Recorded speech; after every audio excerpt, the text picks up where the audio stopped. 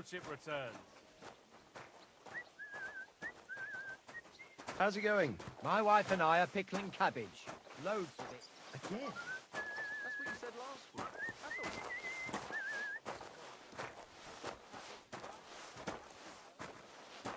It was nice. Good food and drink.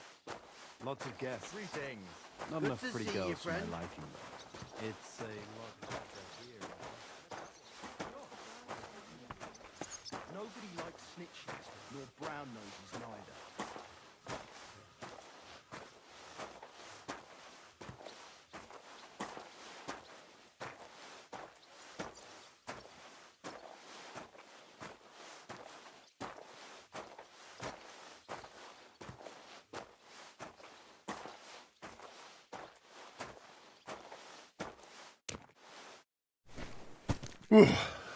That's that.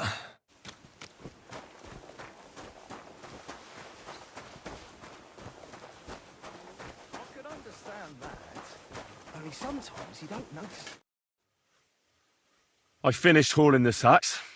What now? How should I know? They told me to think up some job for you, so you wouldn't be idle. So if you want to pass the time, go ahead, but do it sensibly.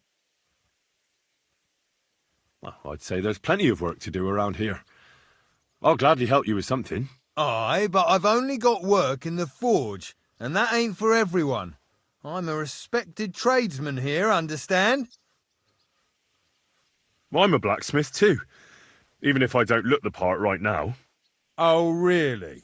Aye. My pa was a blacksmith, a respected one. Then you might actually be some use to me. At least I wouldn't have to work my fingers to the bone all the time. I'll tell you what, go to the forge. The fire's gone cold.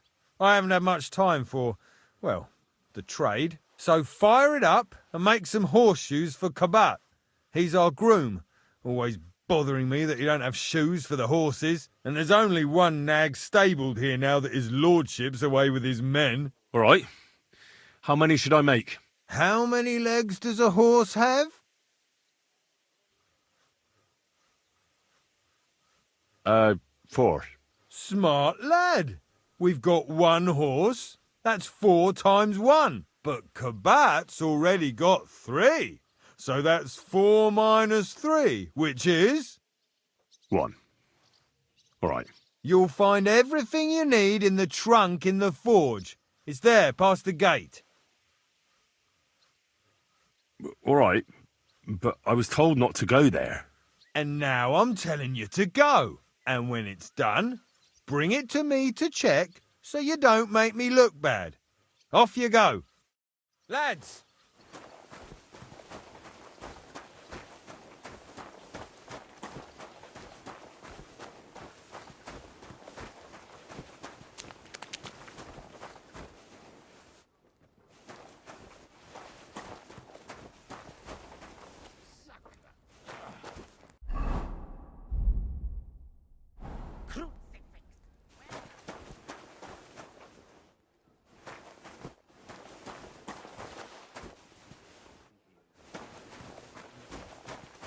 Welcome him to your heavenly kingdom. Take him to your bosom. Guard, Must you interrupt me at my prayers? If it's alms you want, go to the kitchen. sorry to bother you, but I heard you praying. I need to get to your captain. You know Thomas? Where from? Well, that's a really long story, but I heard what happened to him, and I need to talk to him. Talk? What do you expect to hear from him? But it's all the same. Thomas is lying in a fever upstairs in the Maiden. It don't look good for him. Them bastards cut him up good, the poor fella. And if that wasn't enough, they stole his rosary too. Barbarians. And the Maiden Tower, which one is that? You in Trotsky for the first time, eh? It's that narrow, higher one on the eastern side. We call the second one the Crone. There's some legend about it, but to tell the truth, it never much interested me. What exactly is wrong with Thomas? He was badly wounded in a fight. It looked for a while like he wouldn't live to see the dawn, but he got a bit better. Only a few days ago he caught a fever and the Sawbones is away with Lord von Burgo. And that fever ain't letting up. I'll be going. I'll pray for Thomas. Thanks. Merciful God, grant that our Captain Thomas may recover. I beg you.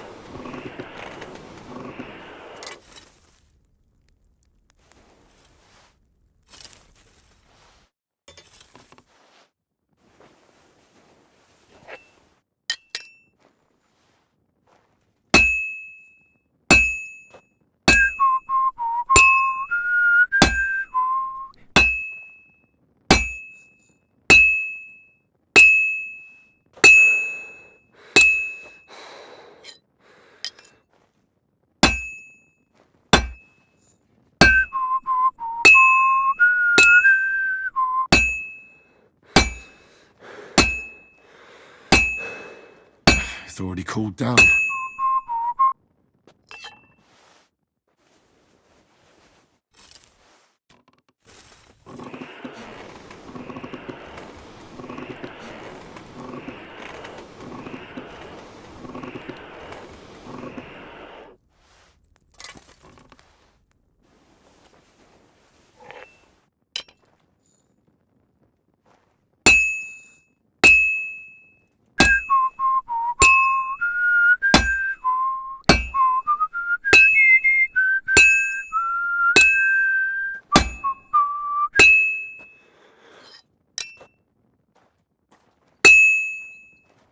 This is useless. I should move it.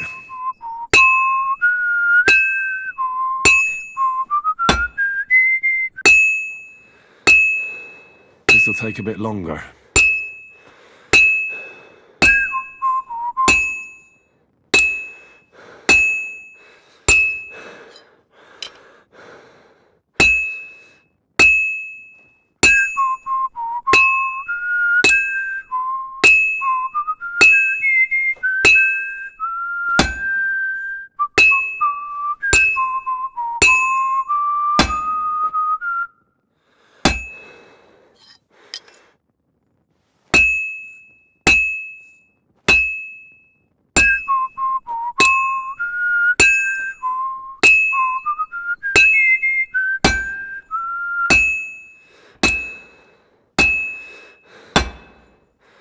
It's already cooled off. It's not worth it.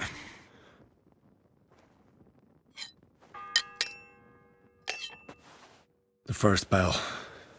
Another 11 to go.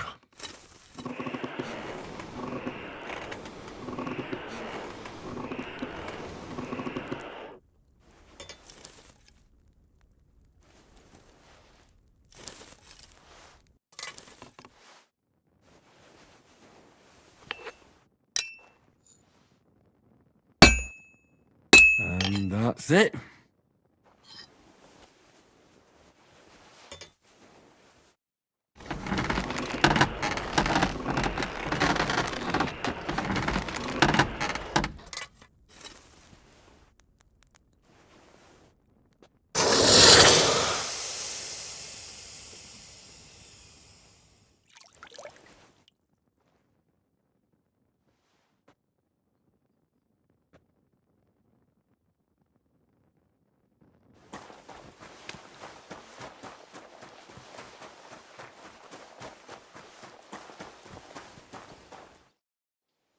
About that horseshoe. Well, did you get it done? Yeah. Here. Well, what are you standing around here for? I told you to take it to Kabat. No. You told me to bring it and show it to you. You're a smart one, eh? Well, now I'm telling you to go to Kabat with it. He's our groom. Most likely he'll be idling by the upper stables, the grouch. Just between the two of us, he's a very unpleasant fella. Unlike me. I can't wait.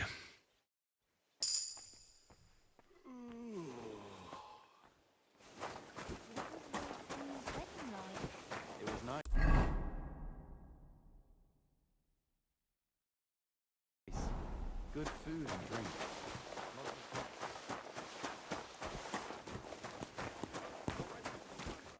I brought you those horseshoes. I mean, horseshoe. That took long enough. I've only got one horse here and I've got nothing to shoe him with. And you know who gets in the shit over it? You? Exactly. Mistakes are punished here. So either I'd end up reduced to beggary, or I'd have to go back to what I was doing before. And I wouldn't like that.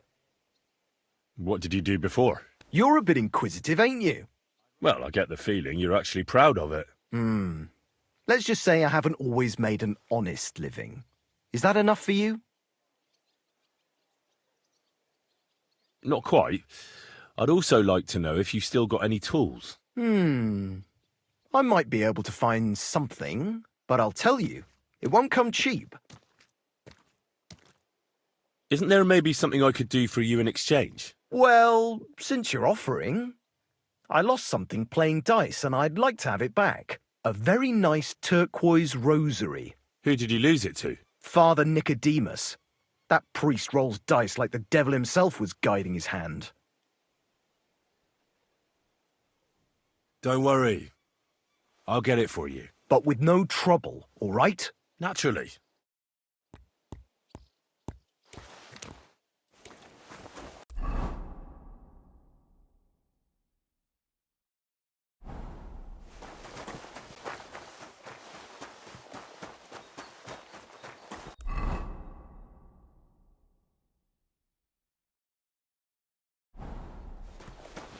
I was wondering if you'd lend me your...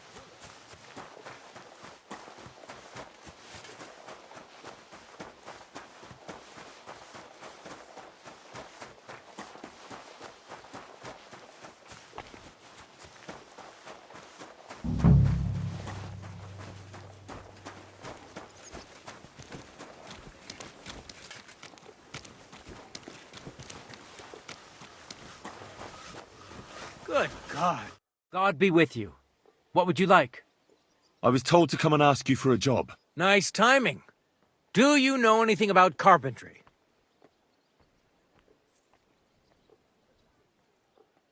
No. Blacksmithing is more my field. Ah, well, that's handy. I got the job of fixing up this here scaffold, so it don't collapse when we hang that poacher. But the whole thing is fucked. I need a good carpenter's axe. There's one broadaxe in the shed, but it's as blunt as a file. Of course, Osina didn't find time all year to hone the thing. But that poacher is innocent. An innocent poacher? But that's nothing to do with me. My job is to make sure it don't collapse when he swings.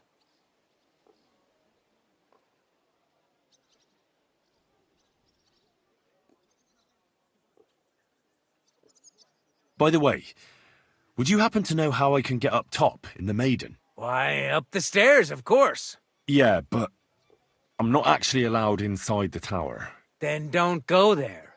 Hey, I'd love to chat with you, but I got a job to do. I could help you with that.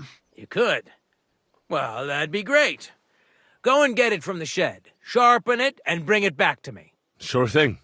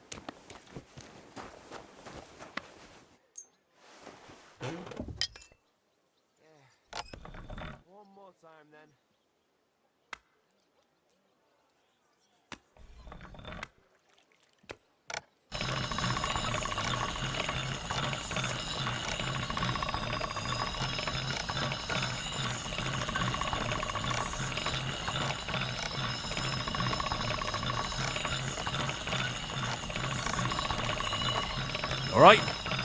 Done.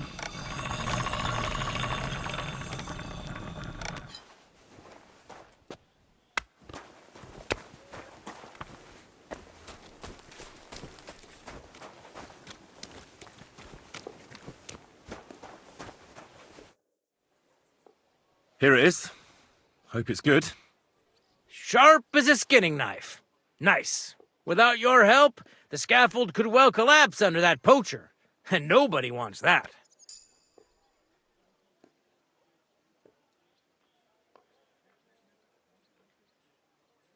And then the execution would be postponed. I doubt it. We're not going to make a show out of it like they do in Prague. But someone would have to get their hands dirty, and no one fancies that. Understandably. Anyway, thanks. I can't afford to fuck things up today. The Chamberlain is as tetchy as the devil. Isn't he always? Yeah, but even more today. Anna the laundress said he's got bellyache. Everyone is avoiding him like the plague. Aha. Would you happen to know how I can get into the Maiden? And what would you want in there? I want to pray in the chapel. And they don't want to let me in. The chapel, eh? Well, I'll be damned. I know one hand by the name of Binyek that wanted into the castle too, but for a damn different reason. And did he succeed? In getting in, I mean. Aye, he did. He climbed down into the well in the courtyard. See, there's caves under Tursky, and the well ain't actually a well, but an underground pool in one of them caves. And from there, you can get to the dungeons, and then into the Maiden. Oh, he sounds bold. Oh, aye, but they still caught him and gave him a whipping. And when they found out how he done it, they took the cleats out of the well wall. What does that mean? That the next Binyek would have to jump in and not climb down. I wouldn't fancy that. Indeed. What was Binyek after in the castle? A certain buxom chambermaid who wouldn't give him what he was after in the hay and wanted a fine feather bed. You don't mind building a scaffold for an innocent man? No, such matters ain't my concern. The lords decide. I just build the scaffold.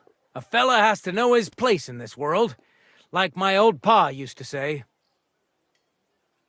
I'll be going. I've got to get back to work too. God be with you.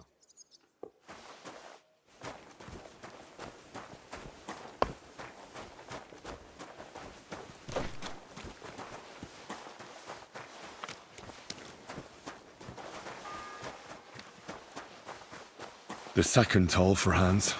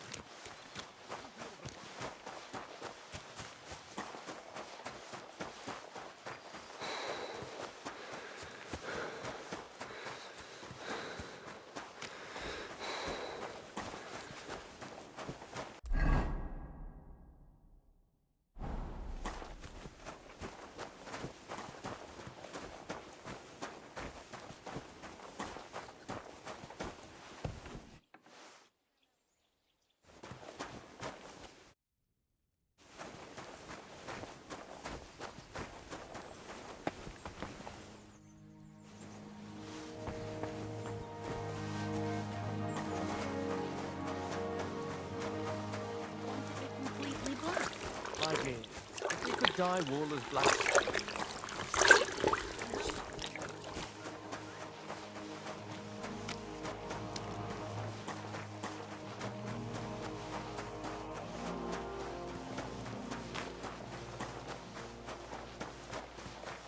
It was nice.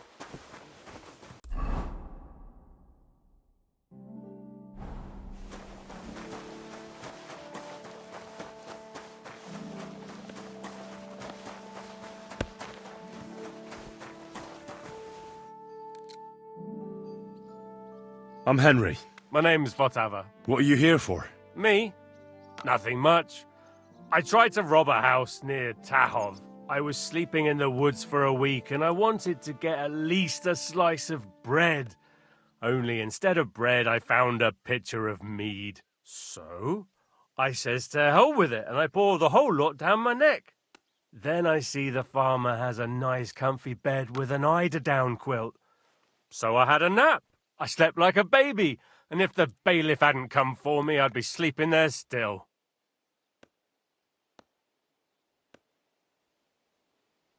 My word, that wasn't exactly an ingenious crime. And what did you do? I got into a brawl at young Lord Semin's wedding. Fuck me. You brawl at a wedding that the cream of the whole region is attending, and you talk to me about ingenuity. It seems to me you know a thing or two about... well, a thing or two. Aha! Does it show that much? Well, I'm not much of a one for making an honest living. Never was, actually. What do you need? I need to get inside the castle, and it's likely I'll encounter some obstacles on the way. Like locks, eh? I'll give you a piece of advice for nothing. I've kept myself alive stealing crusts of bread from commoners. If you want to rob the nobility, you might as well take a noose along with you for your own neck. I'm not planning to steal anything. I just need to talk to someone. Well, that sounds pretty odd. But you're in luck. There's a certain groom at the castle. Kabat, they call him. We did a job together near Yichin. He pretends he don't know me. But I remember him. He might have something for you. Ah, right, Kabat. I had the honour of making his acquaintance. See then. I'll be going. Sure. I'll be going. Sure.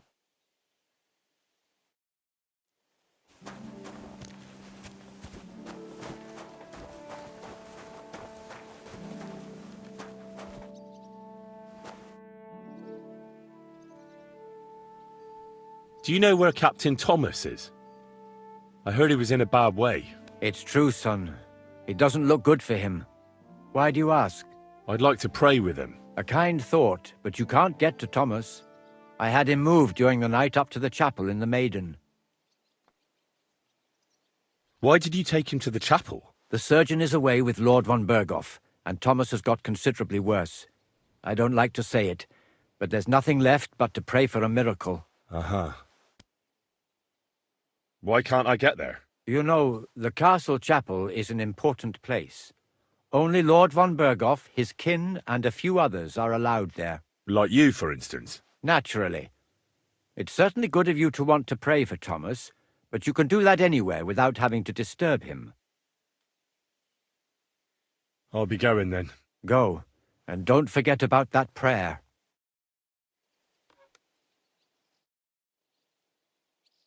It seems like you'd be glad to have someone to play with. Alea jacta non est, my friend. The die has not been cast, and that grieves me. No one wants to play with me, so I'll be quite glad if you join me.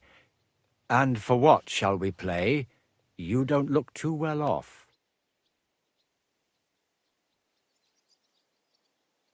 What did you do that no one wants to play with you? I hope you don't cheat. Certainly not. Although it may look that way at times, since fortune is exceptionally good to me. Do not expect any tricks from me. It would be a sin. And isn't playing dice a sin, too?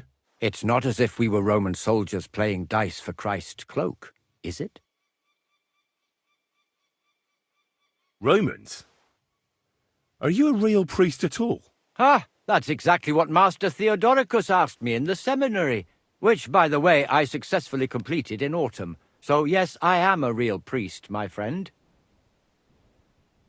I heard you have a certain turquoise rosary. Aye, it belonged to Kabat, although belonged is a strong word. How do you mean? Kabat is known for having some peculiar things in his property, if you grasp my meaning.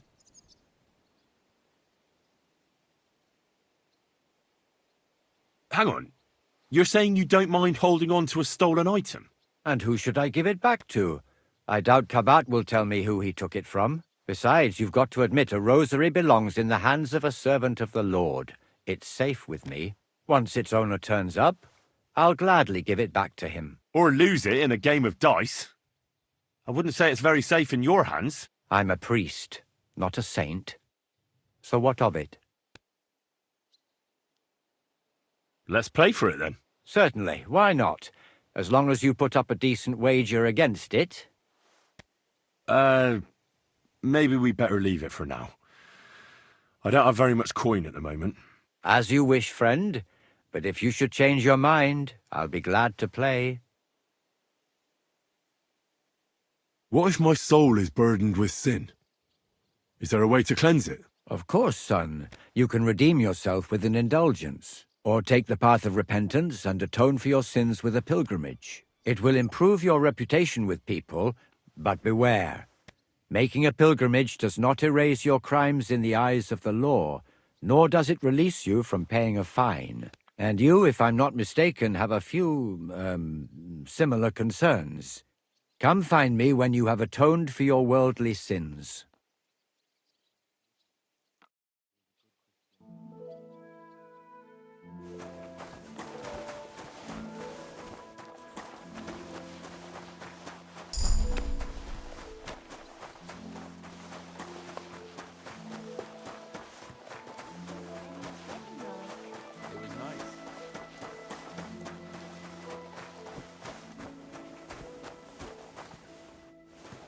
What about those lockpicks? Shh!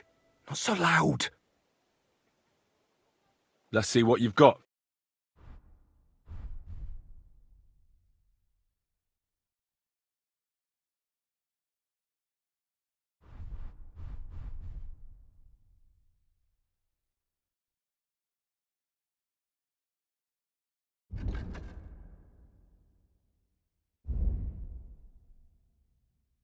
Yeah, maybe next time then.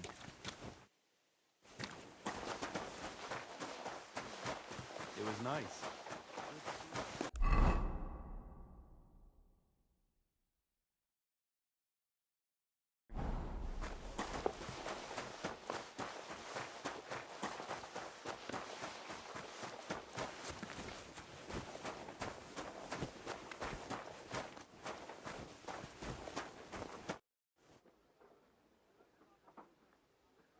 I heard that priest of yours has the rosary. Nicodemus? Yeah.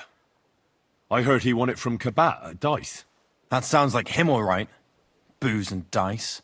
And consorting with that thief Cabot, too. Well, I suppose he should give it back, right? He certainly should. Should I deal with that? No. I'll sort it out with him myself. But you did the right thing. Maybe that rosary turning up was a sign from above. Wouldn't you like to pray by Thomas's bedside? Could I? Aye, come with me. I'll take you up to the chapel. Usually it ain't open to, well, folk of your station. I understand. I'd be glad to go and pray for Thomas. The Sawbones was a little reluctant when I told him I wanted to carry Thomas upstairs. The wounded are supposed to lie as close to the chapel as possible. Everyone knows that. Years ago, I heard from a man that something similar happened in Strahlenberg during the Margravate Wars. The Burgrave of the castle was seriously wounded. An enemy rider stuck him with a spear like a pig on a spit and pulled him halfway through the woods. No one thought he'd live to see the morning. But the castle chaplain, Petronel by name, ordered that the Burgrave must be close to the Lord when his hour came. There's this really high tower in Strahlenberg. The locals call it the Trumpet. I saw it with my own two eyes on the road to Krakow when I was escorting Lord von Burgo there. When they took the Burgrave up there, spear and all, on Petronel's orders, the next day they were amazed. The Burgrave made a miraculous recovery. They say an angel descended there at night and pulled the spear out of the Burgrave's wound. Ever since then, they keep the spear on display at the castle. I understand the Sawbones. He didn't want to make it tough for Thomas, because climbing up to the Maiden ain't easy. Only the fellas and me figured it was the best thing for him.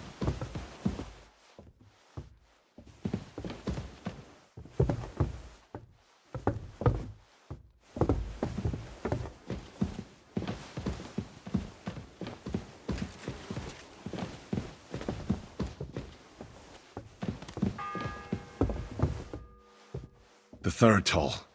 I better get moving.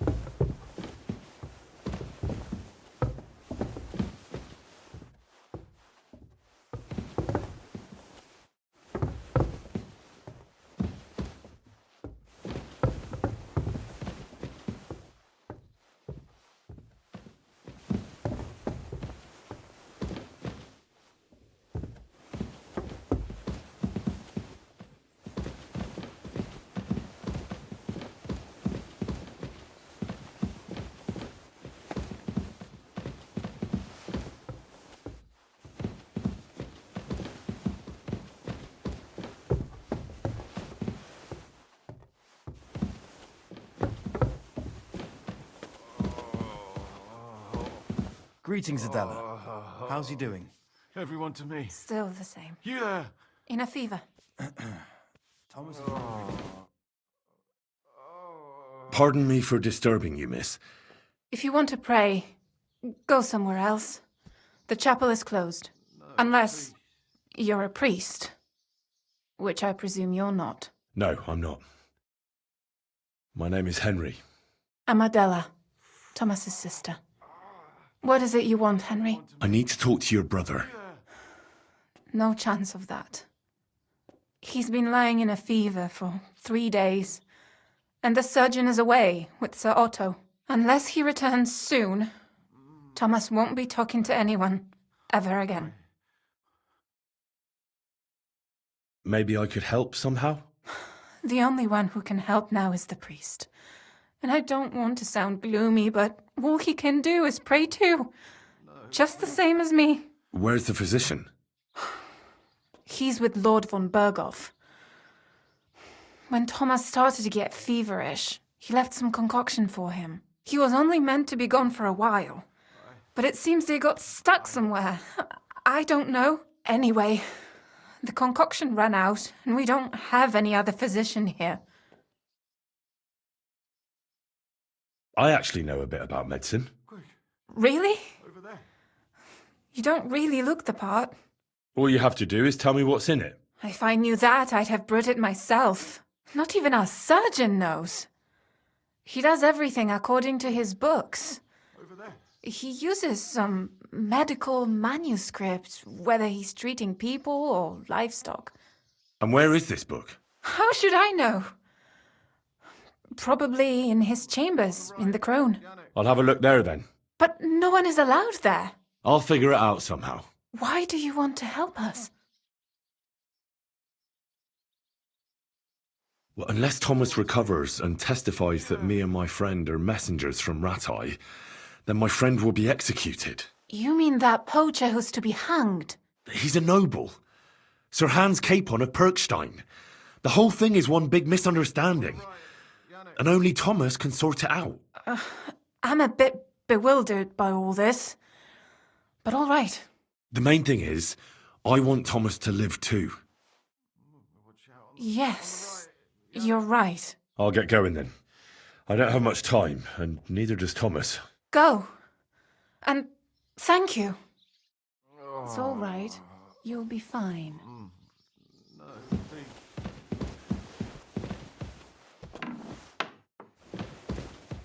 Hold on. I'm just going to clean.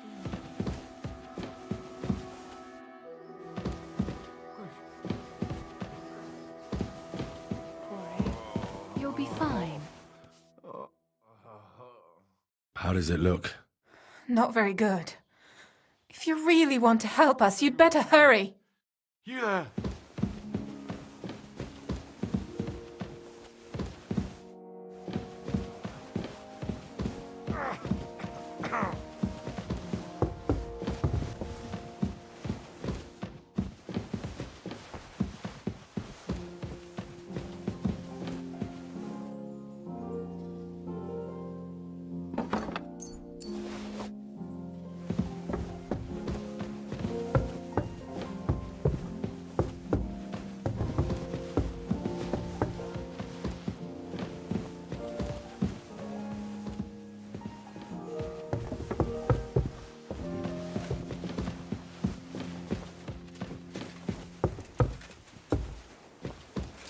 Be hanging around here, friend.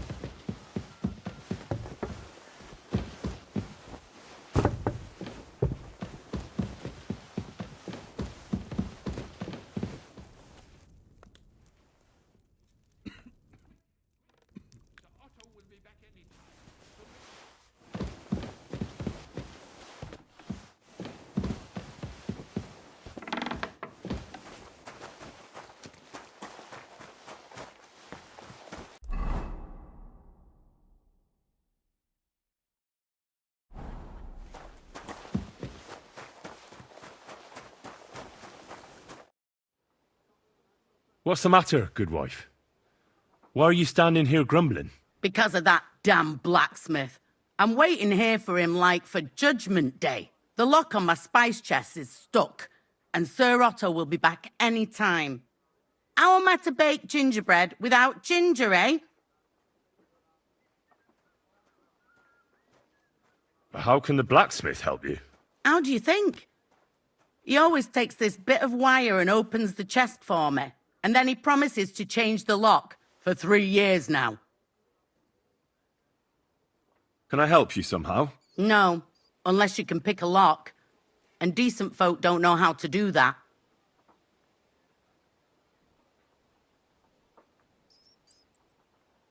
I know how to do it, but first I have to get tools for it. All right, I'll wait here. Another while won't kill me.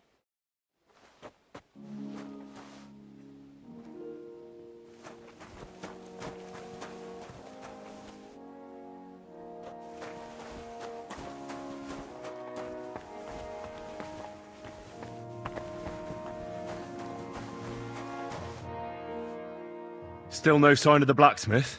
None at all. And if I can't get nothing... But the blacksmith is just around the corner. I know he is. Only he tells me to wait, that he's got more important things. Blacksmiths are important people, though. Uh-huh. You'll be one of them too, eh? Oh well. He ought to.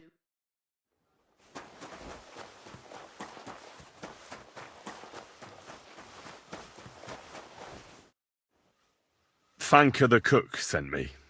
Jesus Christ, God protect us from all evil. What does that harpy want? She's not able to open the spice chest. Again? She's a bloody nuisance. She told me you always open it with some implement. I'll gladly do it if you tell me where to find one. Jesus, why do you even talk to that woman? I'm supposed to help out around here. What of it? I already let you into the forge anyway. There's this small red pot on a shelf there with some lockpicks in it. But I don't suppose you know how to use one. As it happens, I do. I'd rather not ask where you learned. Although you just got out of jail though, eh? Just don't get up to any funny business with them. Sure.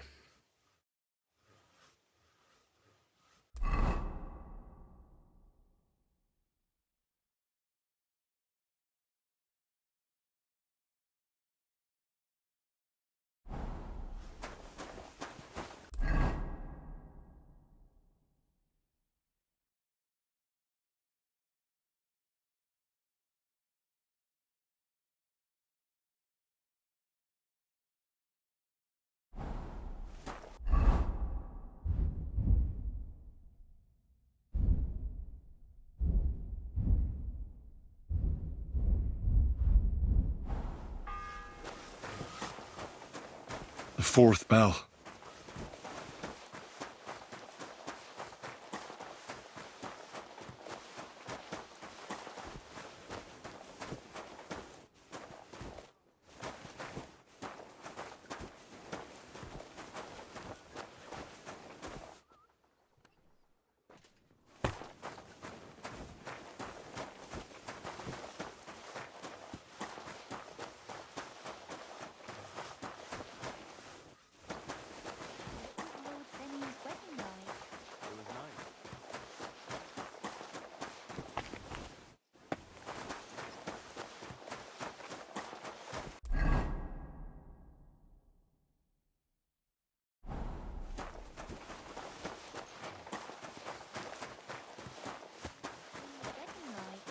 It was nice.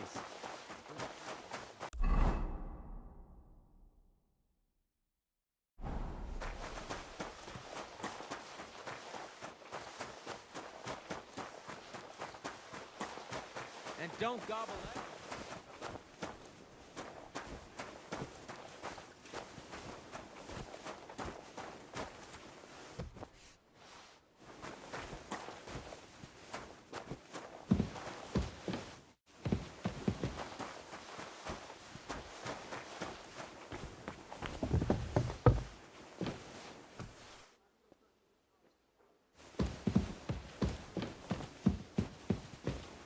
You've noticed.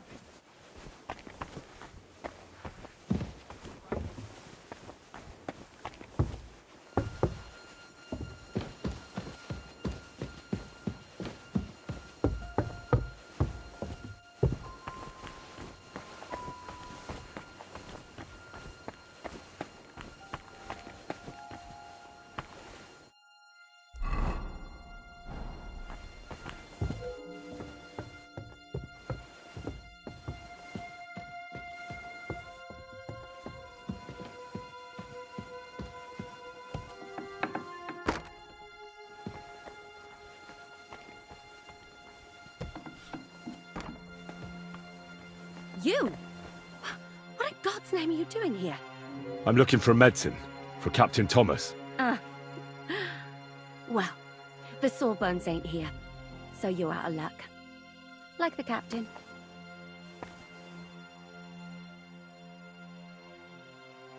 I need help. Who doesn't? I still have to clean out all the fireplaces in the Crown. Do you know how many there are? I don't know or care. I have to find medicine for Captain Thomas. Otherwise he'll die and my friend will be executed. Thomas? I brought water to him in the tower. And I can tell you he is beyond help. That poor sister of his. Well, you look like you know your way around here. Maybe you can help me. Why should I?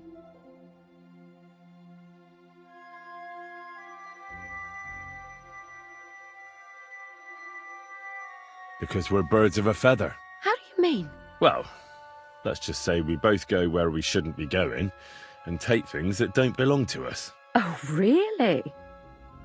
You must be mixing me up with someone. I just clean up here. And you don't look like someone who knows much. Why, do you think? Because otherwise you wouldn't let yourself be pickpocketed. What? And now get out of my way.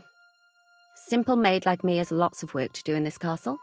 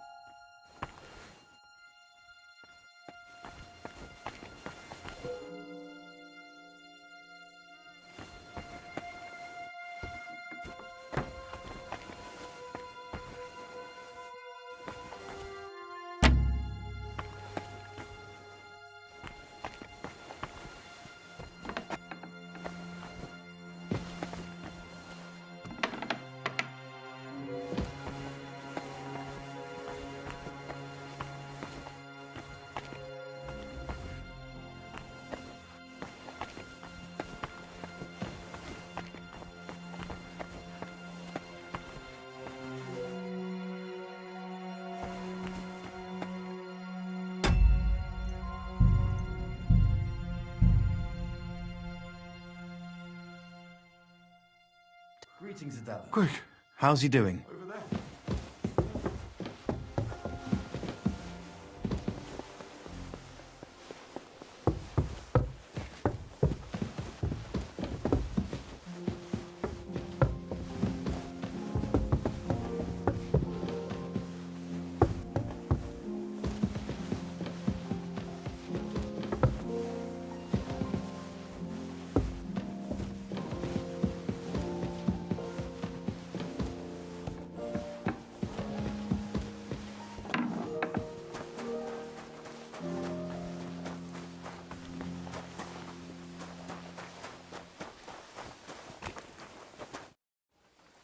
What's the matter, good one? Because of that damn blacksmith. The lock on my spice chest is stuck. And how am I to bake gingerbread without... But the blacksmith is just around the corner. I know he is. Seems to me he's just talking. I wouldn't be surprised, the lazy wretch. But what can I do? Can I help you somehow? No, unless... Oh, you said the blacksmith knew how to do it, though. So the blacksmith isn't a decent man? Aye, and he ain't decent. I know how to do it. All right, I'll wait here.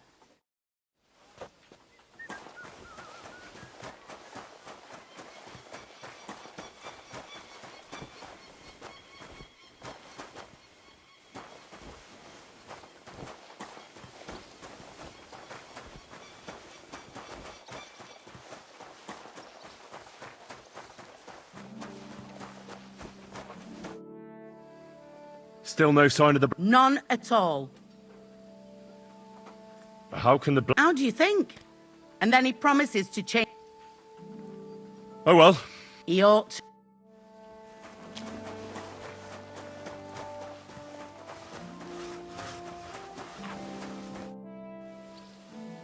Fanka the cook sent me.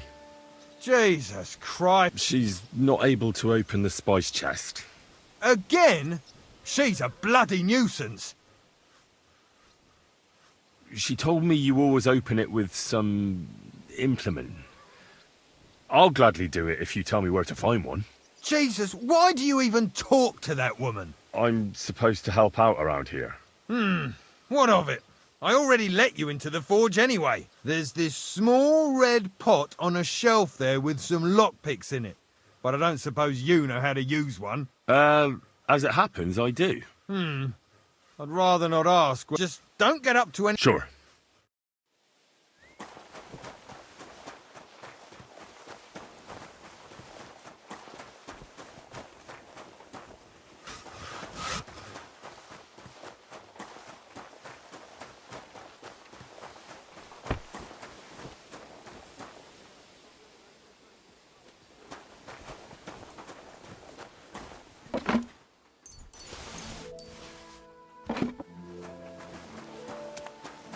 Aren't you supposed to be helping out?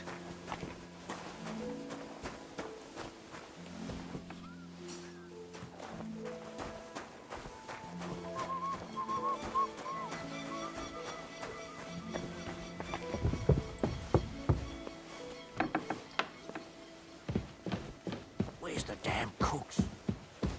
Not one step past the kitchen. Careful. You've no business upstairs. Stay down here. The fourth bell. Where do you think you're going?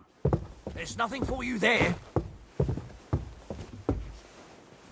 left, don't even look at the stairs.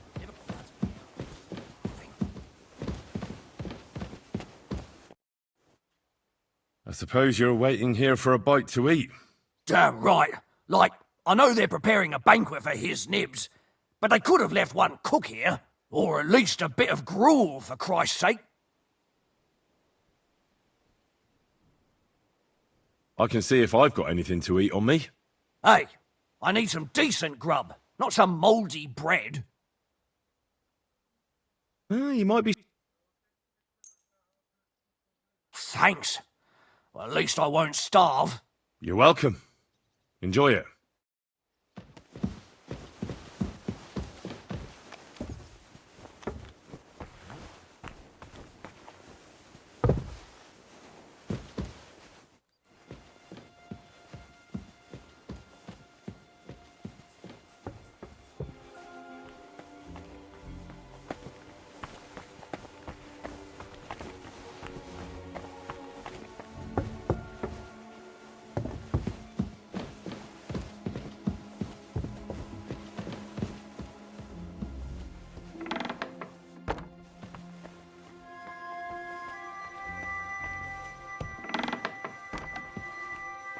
You?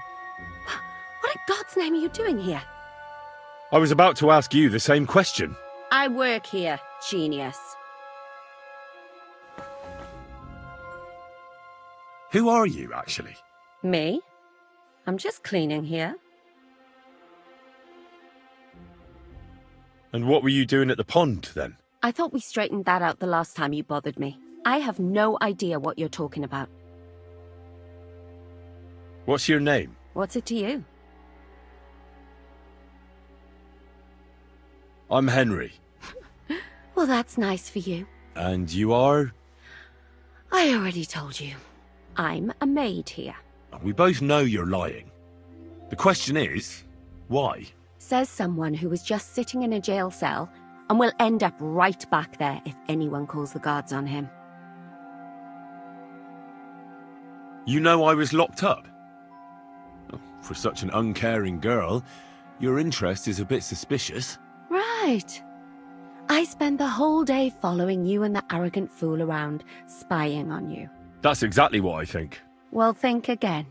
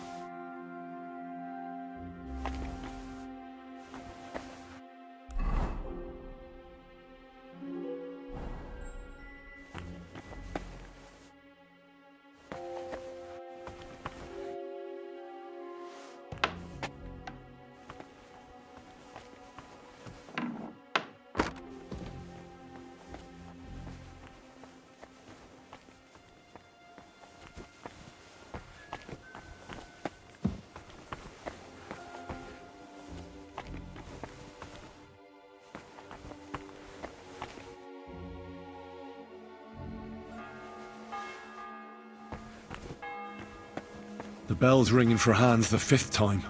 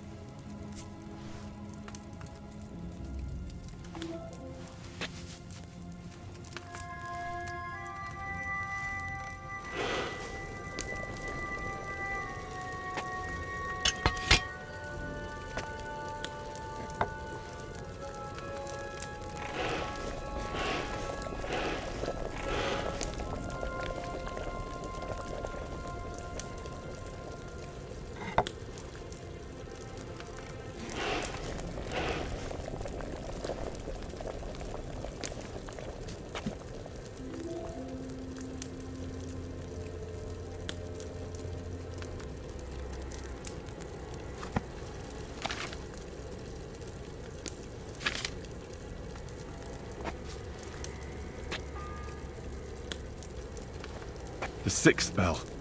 Half the time is up.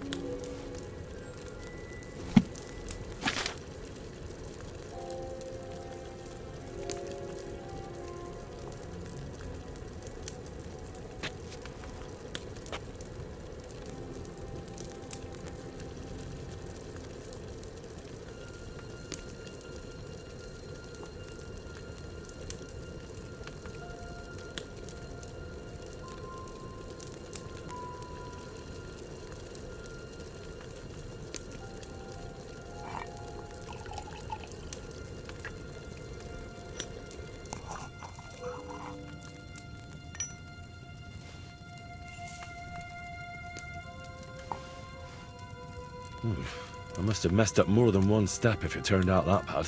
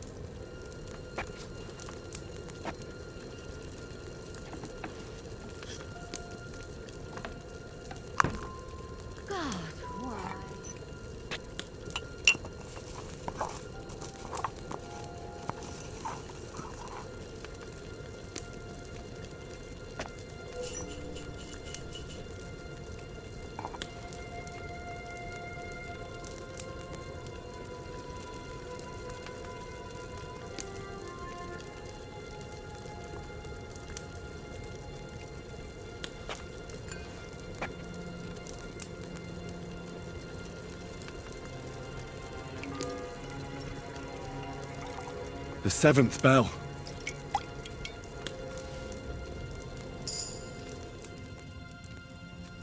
Did I boil it for too long?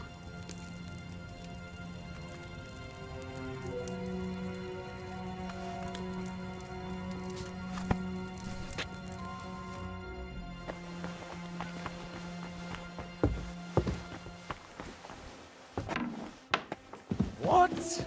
This place is off limits to you.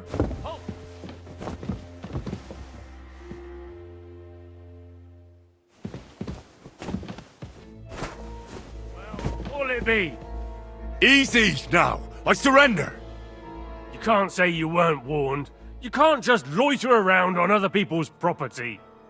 You'll pay up and show me whether you stole anything, otherwise we'll deal with your unruliness in the pillory.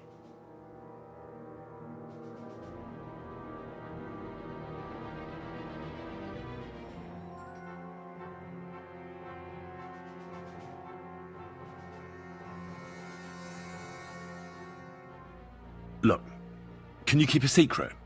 What are you talking about? What secret? Look, we're both men, aren't we? Where are you going with this? You're testing my patience. It's like this. Yesterday, I met this pretty girl. She makes yarn. And you know what they say about girls who work with spinning wheels? No? What? They're really good in bed. That's a good one. Well, this yarn spinner, she was very afraid her mother would find out we planned on meeting. So she gives me these complicated directions on where to meet her. At high noon, I stood at the shadow of the tallest linden tree, and step by step, I set out. Then all of a sudden, I look around and realise I have no idea where I am. The girl's nowhere to be seen, and people are yelling at me. That girl made a right fool of me. That's what you get for thinking with your prick. Aye. I've had enough embarrassment for one lifetime. Can't we just let this one slide? All right then, I'll turn a blind eye. Just this once. That's taken care of. Off you go now. Give up.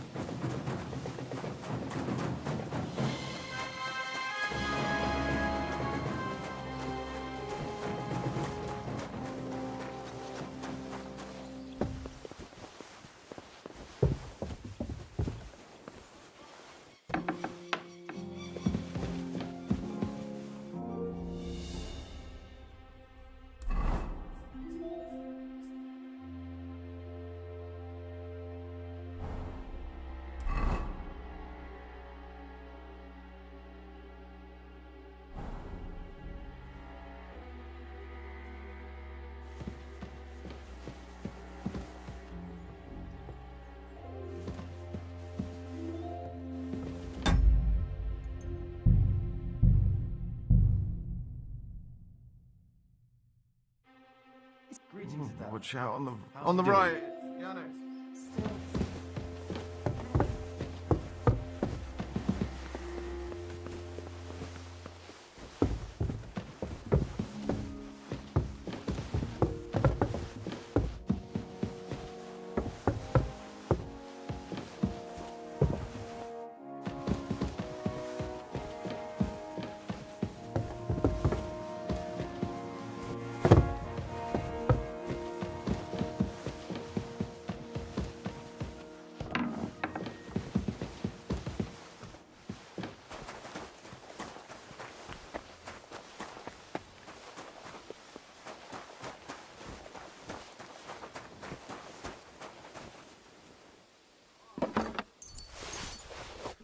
Fix. Where's that blacksmith?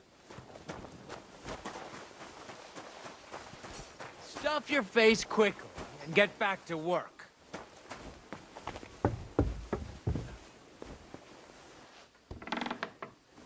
Scrub you're after. You'll have to wait. I've been here. I suppose you're waiting here for a bite to eat. Damn right. Like, I know they're preparing a banquet for his nibs, but they could have left one cook here. Or at least a bit of gruel, for Christ's sake. I can try and find something for you. Haven't you got anything better to do? Not really. Besides, I'm quite hungry myself. Go and look then. There's some baths down below. There might be something there. I'd go myself, but if someone saw me there, I'd be in trouble. Ever since... well, never mind. I'll figure it out somehow. I can see if I've got anything to eat on me. Hey, I need some decent grub. You might be surprised.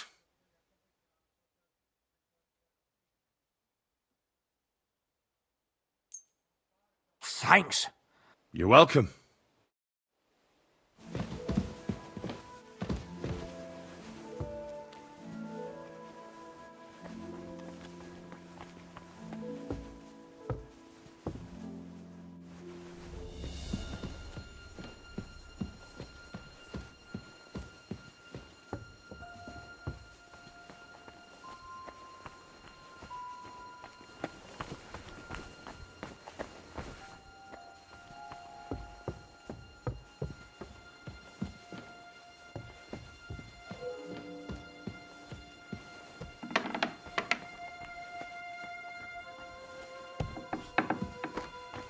You?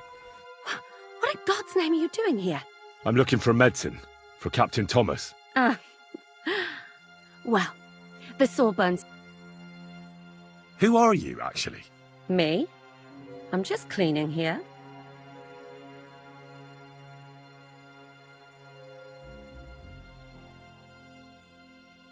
What's your name? What's it to you? Nothing. It's just common manners that people introduce themselves to others. Well, I always was an unmannerly girl, so tough luck. We both know you're lying. The question is, why? Says someone who was just sitting in a jail cell and will end up right back there if anyone calls the guards on him. They let me out. I have to work off my sentence. Really? Here. And what kind of important work would that be? I have to help Captain Thomas.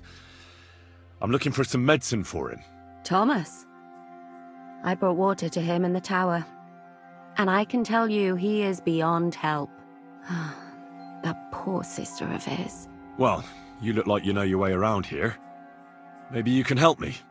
Why should I?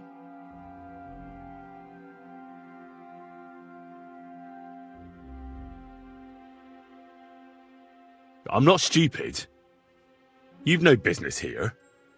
You're snooping around in the surgeon's stuff and God knows what else. It could land you in trouble. Oh, yeah?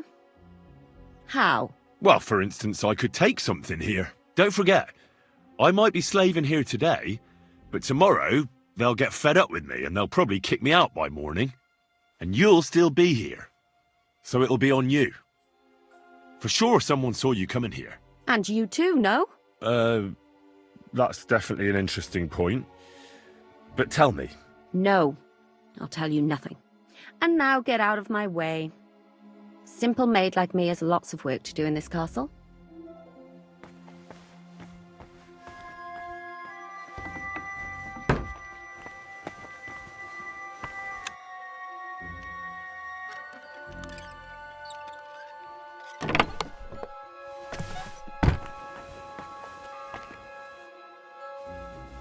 The fourth bell.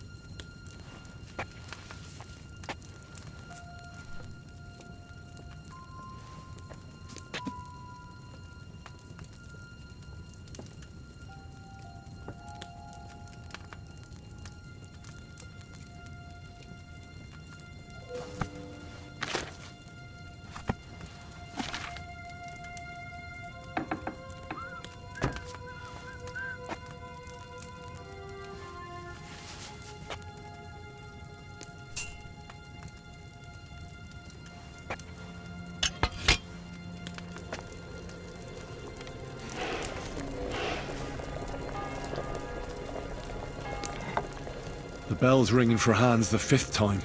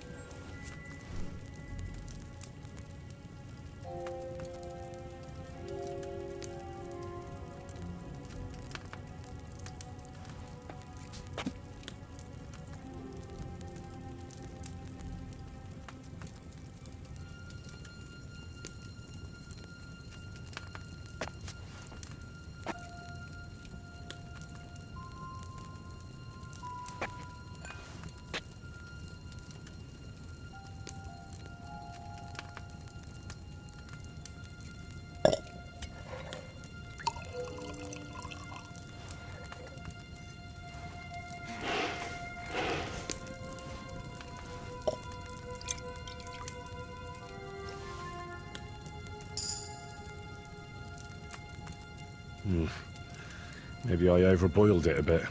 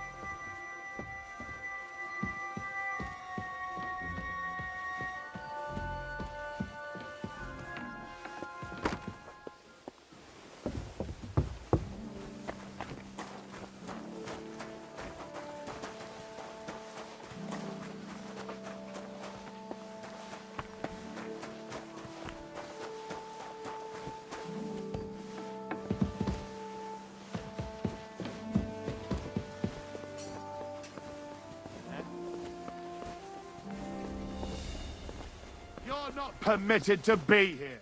Give up! Huh? All right! You caught me. I surrender. You can't say you weren't warned. You'll pay up and Look, What are you talking about? we're both men. Where are you going with this? It's like this. No. They're really good. Well, this yarn's at high noon, then all of a sudden, I look, that girl made a right. That's what... Aye. You're all right then. 6 You're not bell. permitted to be here. Half the time. Surrender at once. Easy now. I surrender. You're a wanted man. You're that bastard who's been snooping around on other people's property. I'll have none of that. You'll pay a... Look, What are you talking... we're both. Where are you going with this? It's like this. No. They're weird. Well, this yard at high noon, then all of a sudden, that girl made a right. Aye. All right, then. Careful.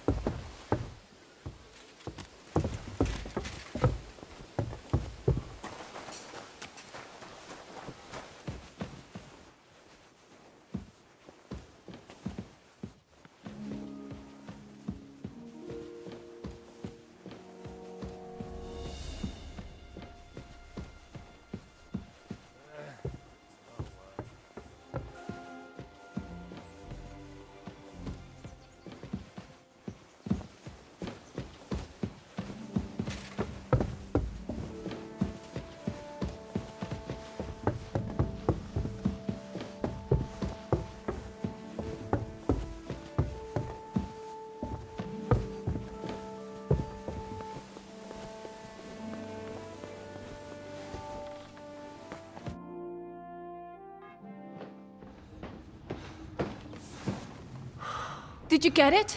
Yeah.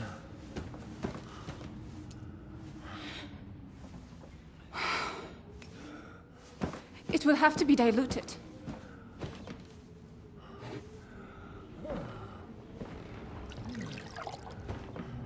His fever is getting worse. If this doesn't work, I don't think he'll last long.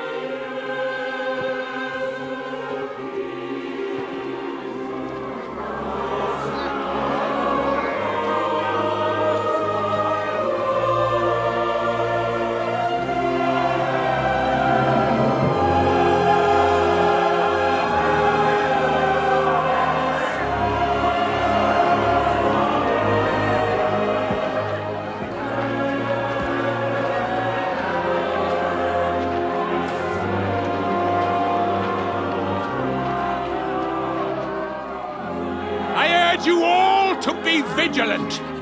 These days we have all sorts of vagabonds, drifters, outlaws and bandits roaming the country. And we have one of those vermin here today. A fella called Hans, who is clearly not right in the head. A dangerous madman, a brawler, and a thug, the worst of all, a poacher!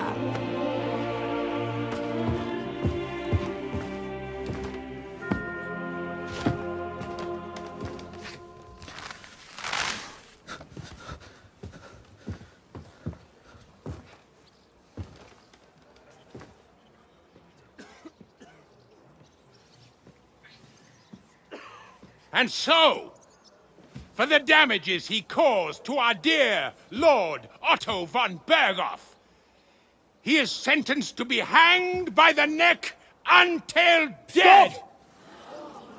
You can't execute this man. He's a noble. Captain Thomas here will testify that we're messengers from Rattay. What is this nonsense, for Christ's sake? It's true. I am Sir Hans Capon of Perkstein. Deal with it, for God's sake! But sir, the captain! Captain Thomas has a fever. He's clearly delirious. Seize them immediately. You can't do this! I am a nobleman, do you hear? A noble! Get your hands off me! You can't do this!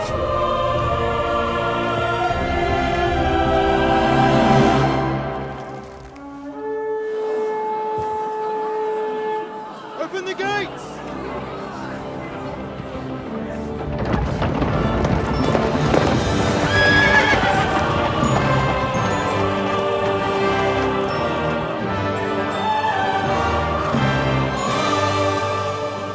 My lord.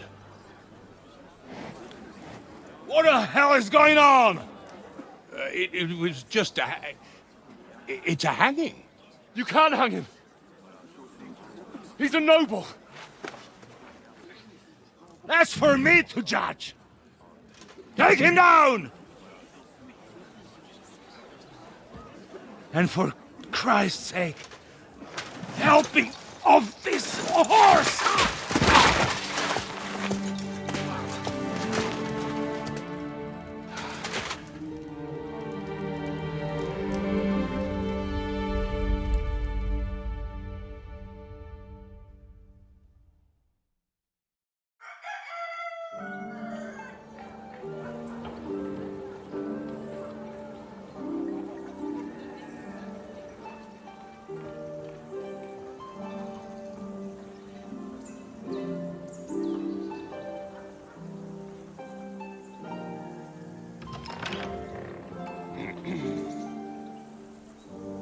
You may enter.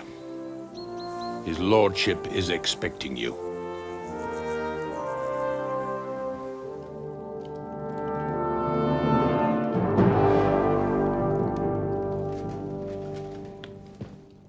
So, you're messengers from Rattay, huh? I was wondering when someone would turn up. All right, then. Let's hear it. My respects, Sir Otto. I am Sir Hans Capon of Perkstein, and this is Henry of Skalitz, my escort. Welcome to Trotsky, gentlemen. I'd greet you standing up as befits, but I'm glad I can even sit at the moment. I heard you were ambushed by outlaws. You heard right. Those bastards did a job on me. And I got out luckier than most. Almost all the others were killed, including my page and my surgeon. So there is no one here to heal me, and I will have to inform poor Albert's father that his son died in my service. I hope your health will soon be restored, sir. We shall see. But now, you tell me what happened here in Herrgottsnamen. Why did my chamberlain try to hang you, Lord Capon? In truth, the welcome we got from your Master Chamberlain was somewhat... how shall I put it? Well, it was somewhat unexpected. I must say, it was the first time I had a noose around my neck, and it wasn't the most pleasant experience. Please, accept my apologies, sir. And that of my chamberlain, too. Is that not so, Ulrich? I must say in his defense that he had my orders not to admit anyone to the castle, and to be cautious. I understand, sir. At home, some bandits got into Tamberg by subterfuge, and it cost us a lot of effort to reconquer it. I'm glad you understand. Anyway, let us leave this misunderstanding aside and get to the point. As far as I'm aware, Rattay showed no interest in negotiations before, either with me or with the League of Lords. True. Our houses have thus far stood on opposite sides. I should say so.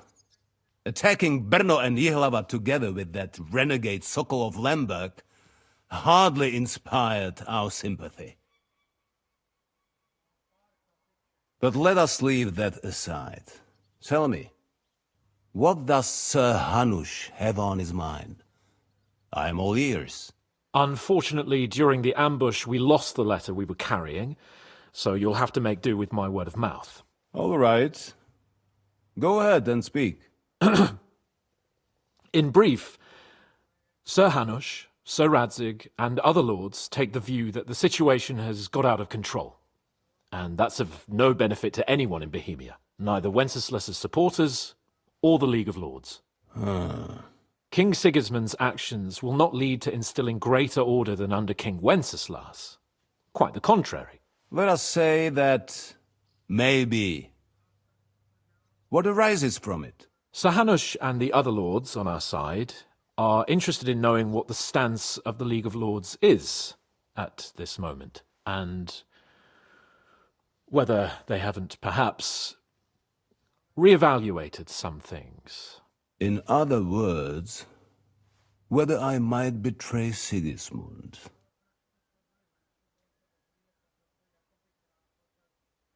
I wouldn't be so bold as to suggest that, sir.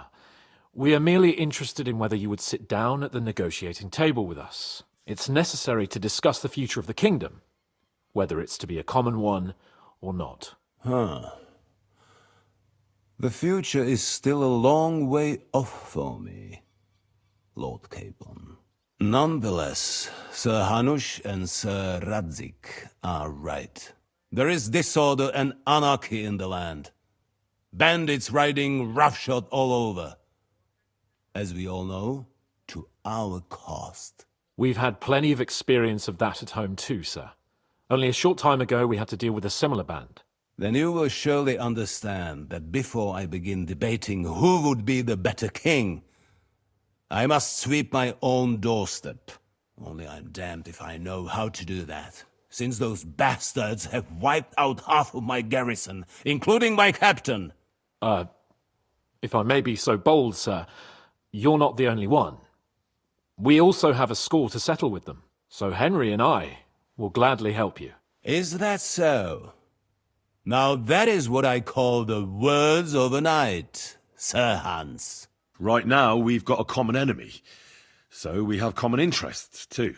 So then, sir, may we be of assistance to you? Indeed, you may.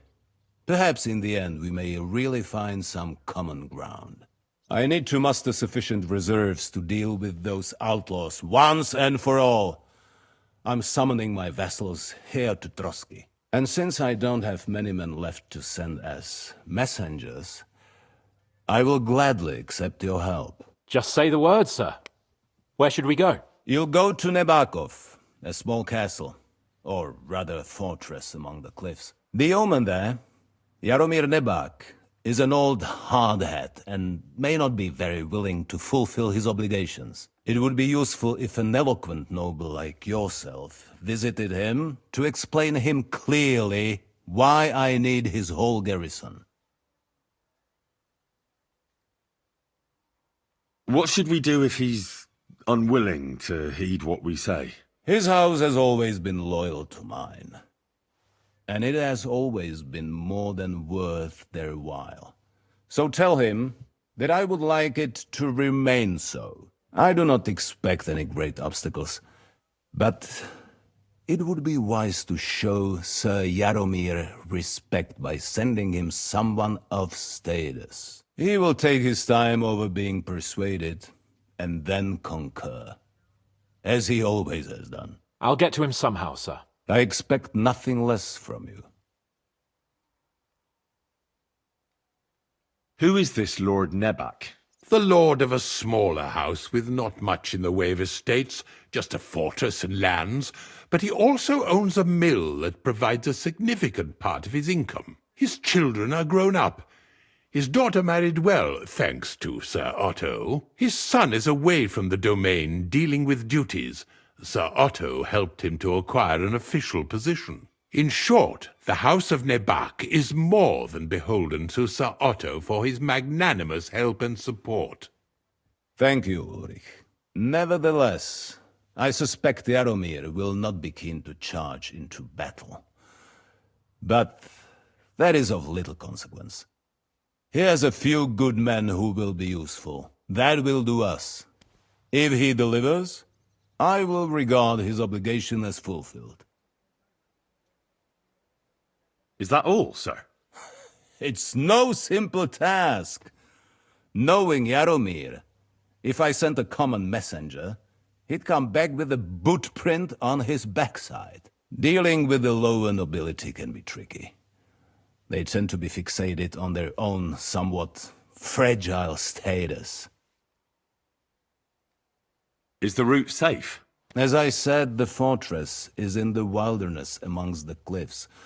There are many places where outlaws may be hiding, so watch out. Don't worry, sir. I have Henry here by my side for such situations. We'll take care of it, sir. Count on us. All right. We'll head out as soon as possible. Let's not delay our diplomatic mission unnecessarily. Very well. I think that is all for now. The Chamberlain will show you where you can put your heads down, and he will supply you with horses.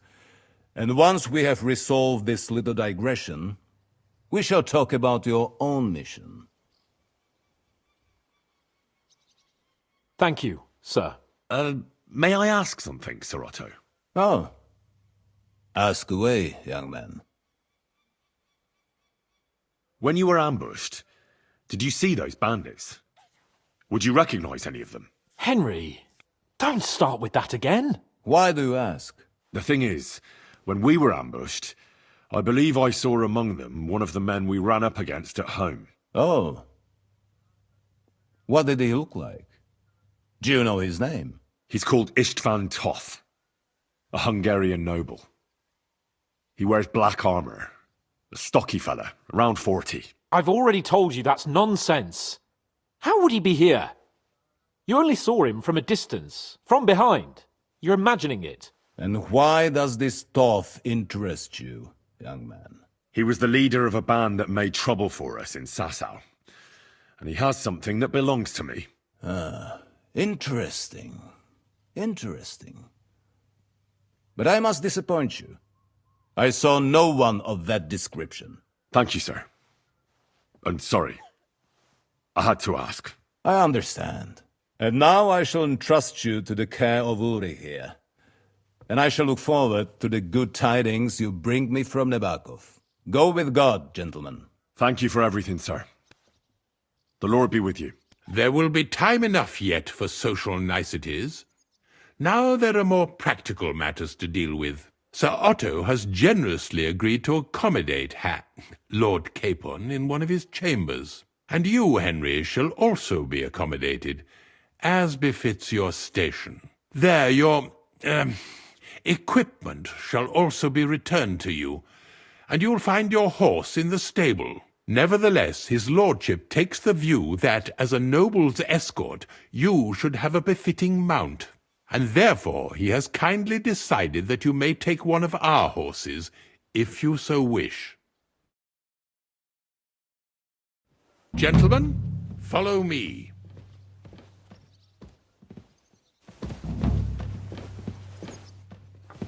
So, Sir Hans, allow me to... Hold on, Sir Ulrich. If you think everything is settled between us, and we're going to act like nothing happened, then you're mistaken. Sir? You were going to have me executed a short while ago. I expect a proper apology. Then please accept my apology once more, sir.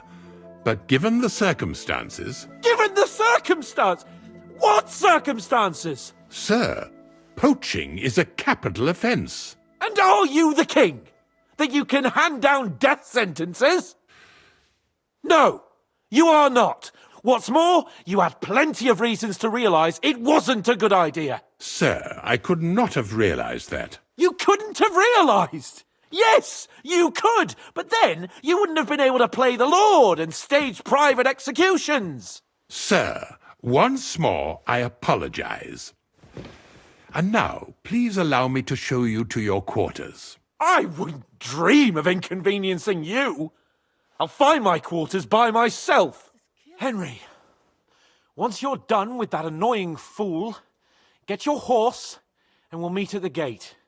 Well, it seems Lord Capon will not be requiring my services anymore today. Don't be surprised. My lord doesn't take kindly to those who insist on putting a rope round his neck. I understand. I expect no one does. In any case, we'd have it a lot easier, your lord and I, if his behavior weren't so redolent of a bandit. Nevertheless, welcome to Trusky, the finest and biggest castle you shall ever see. Rumor has it that the castle was built on the jaws of hell, and that we're sometimes plagued by demons here. But don't believe a word of it. It's just idle talk to excuse the servants' laziness and incompetence. It's demanding enough keeping everything here running smoothly without any of that. It requires a man of exceptional qualities and talents. By the way, this place is a maze for strangers. It's very easy to get lost.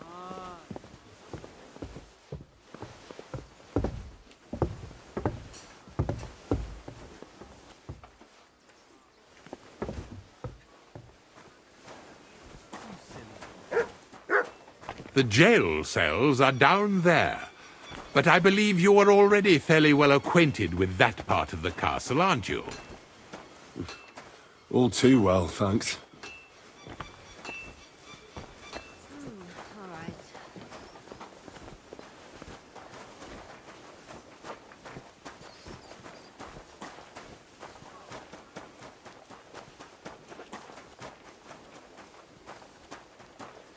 Here it is. You'll find a bed inside, opposite the door, and a chest where we put your belongings. You'll find some new clothing there, a little gift from our gracious lord, to ensure you're not mistaken for a beggar again. Once you're settled in and properly dressed, stop by the stables. They're beyond the gate, down the path. Ask for Kabat. He was supposed to prepare a horse and tack for you. Or tell him you'll keep your own if you insist. Then he'll give you proper tack at least, so you don't disgrace us. Good. I don't think I could stomach much more of your company. Likewise. So, you and I are finished, and I can finally attend to some proper work, so this castle doesn't fall on our heads.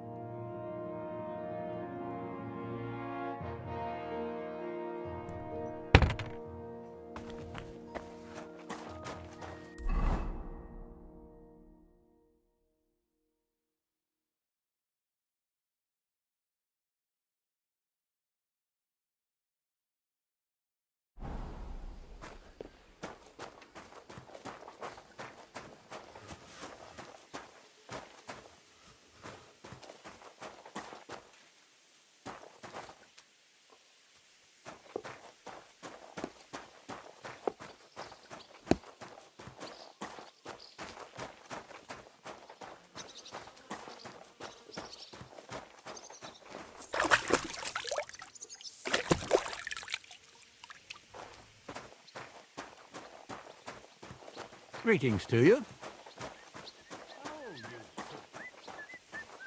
Greetings. Do you need something? I'm here for some horse tack. I hear you have something for me. Well, fuck me blind. You got out of jail yesterday, and today you've got a horse. Fuck, I wouldn't mind having your kind of luck. But you're fucking things up for me and making a mess. And I don't want to get a whipping on your account. I've got the tack ready, but I've been ordered to show you our herring first. You can take him, they said. So kindly take a look at him in the stable here and tell me if you want him or not. Well,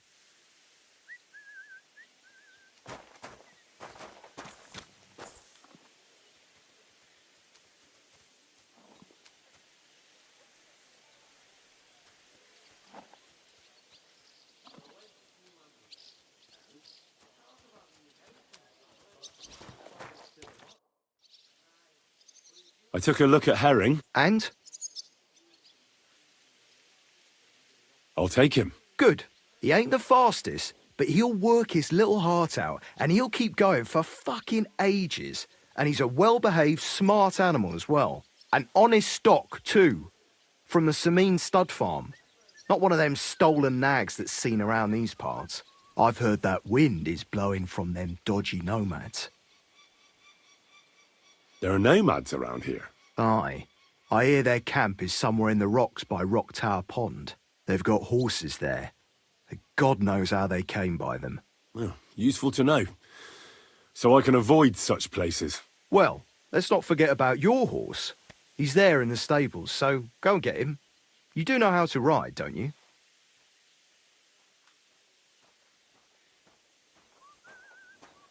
Good day. Why do you call him herring? Well, 'cause he's like salted fish. He can travel a long way and he stinks a bit. And you're able to ride? Well, I know the basics, but I wouldn't say no to some good advice. That's wise. The first thing is, pet him now and again when you're in the saddle. Then he'll be calmer, looser. Actually, best do that as soon as you mount him. Once you're mounted, don't drive him too much over tough terrain. He won't trot too good and he won't move too fast neither. After all, the roads ain't for show. And horses ain't stupid, mind. If you leave him standing around, he'll most likely go and find a place he likes. A trough where he can drink or maybe some pasture. So don't be surprised if you leave him alone and then can't find him afterwards. All right. I'll bear that in mind. And of course, the horse needs good kit. No more than yourself. Saddle, bridle, horseshoes. I've prepared some decent tack for you, so I don't get my arse whipped for not treating his lordship's honoured guest right. Mistakes don't go unpunished here. You can tack him up yourself, right? Sure. Thanks. Farewell.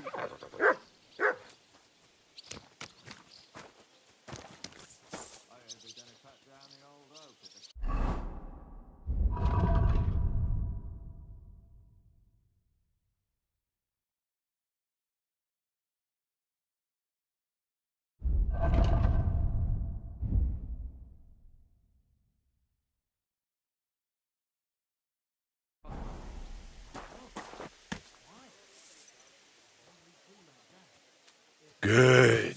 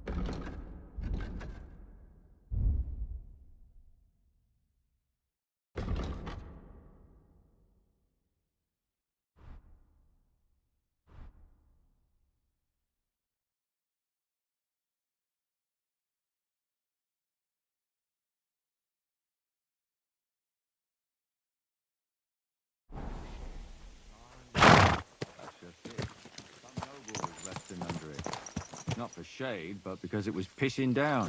All the more reason to leave it be, no? Aye. But the weather had Heal. been stormy for a few days, so one of the branches snapped and fell off. Nothing happened to the noble, but it broke his...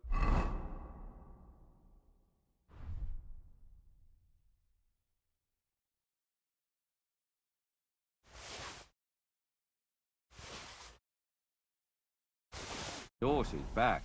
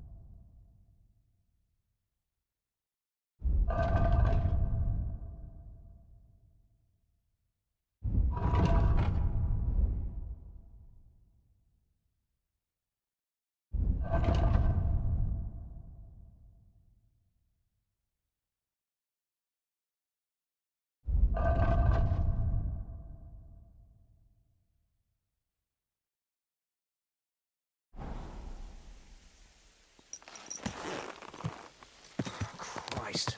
There'll be nothing nice left here at this rate. Don't worry. When's the last time you saw the bailiff? That tree will still be here long... I'm glad you're here. I needed to catch a breath of fresh air.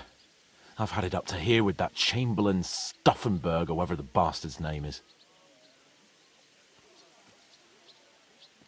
Ah, fuck him. We're here on account of von Bergov. I have a feeling he won't be giving him a pat on the back either for the way he treated us. I suppose you're right. But I won't be fucking humiliated. A jump-top tosser like that isn't going to get high-handed with the Lord of Perkstein. I agree. Although, the Lord of Perkstein can also act pretty haughty at times. Look, I know I behaved like an idiot, but... Nah, don't worry about it. It's water under the bridge. I'm in your debt. Talking of debts, there's one more we need to settle. Both of us. That herbwoman, Bozhena, really helped us after that ambush. If it hadn't been for her, we wouldn't have survived. Aye. You're right. I gave her my word. And the word of a noble must be kept, as we both know. You're right.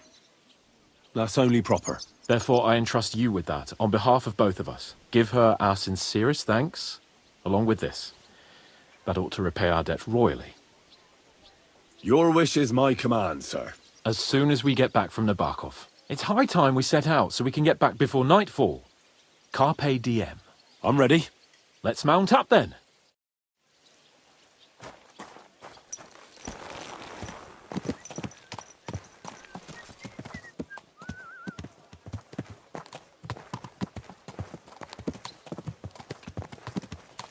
It's nice to be out under the open sky.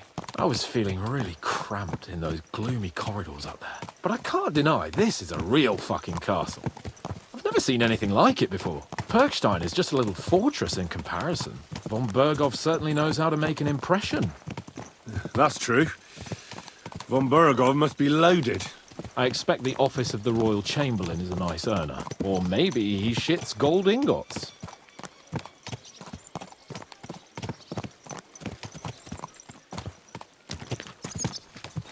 Fuck. This place makes me feel queasy. Memento mori. I could have croaked here and gone off to join my old man in eternity. God rest his soul. Then he'd ask me, God bless. "So, son, what great deeds have you achieved in life?" And I'd have to tell him, "Well, Pa, I fucked everything up royally, and then they hanged me for poaching." Christ on a stick. I can't have that. When I go into the next life, I need to have something better to tell.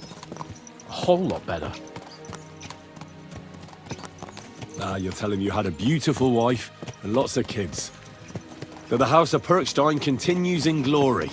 Blossoms. Only I'm still waiting for my damned inheritance, and I don't have a wife yet.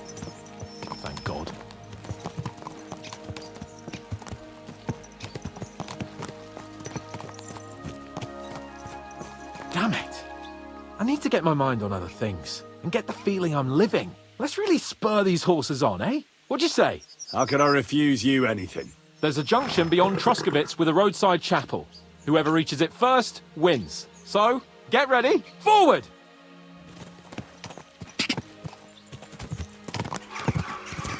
Give it all you've got! Ka!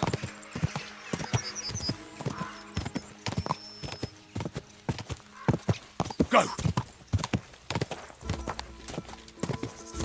Ka! Quick!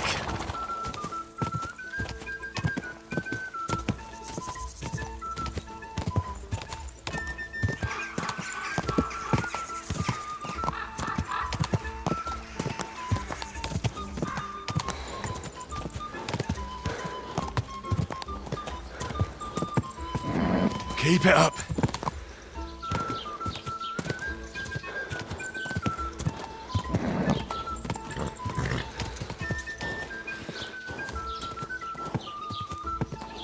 Ja!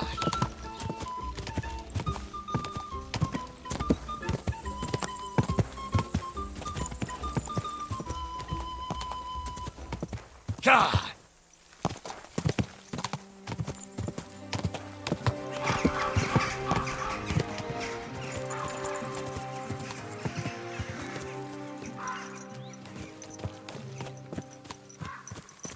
Christ, yeah. Oh, I needed that. My head feels a lot clearer now. I'm glad to hear it. Thanks for riding with me, old pal. I think nothing of it. But watch out next time. I won't hold back. You never give up. That's what I like most about you. So, what now, Hans? Like I say, I can see everything clearer now. And the thing that's clearest to me is I won't be trifled with anymore. I'm the Lord of fucking Perkstein. Let everyone know who they have the honor of addressing. I'm with you on that, noble sir. Splendid. So, forward to Nabokov. The sooner we get that out of the way, the sooner we can finally start dealing with more important matters.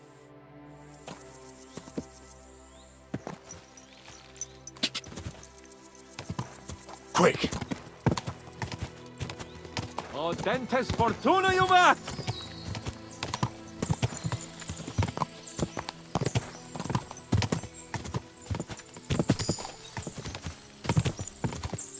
We turn right here. I'm glad you feel better.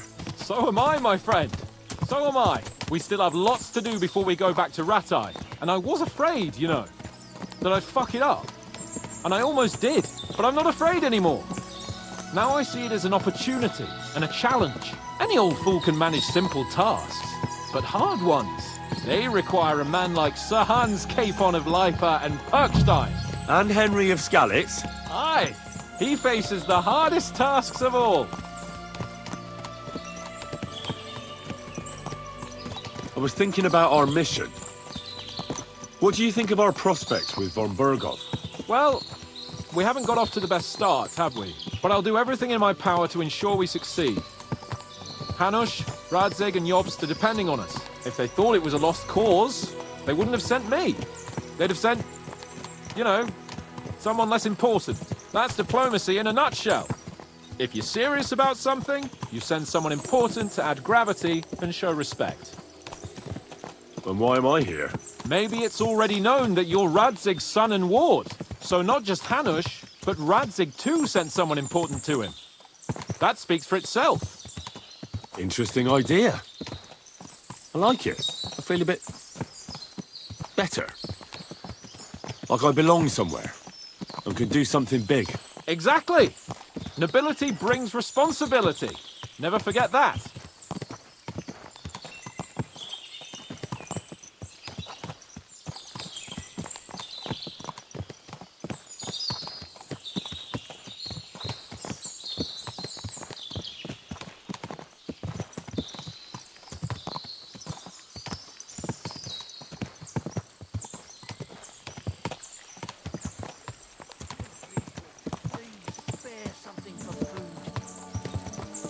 Beg you, lad, have mercy on a poor monk.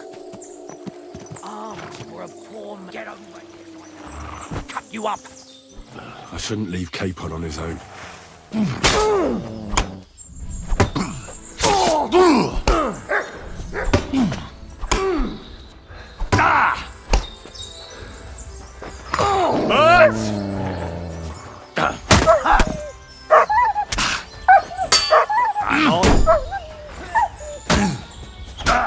know much for us, fucker.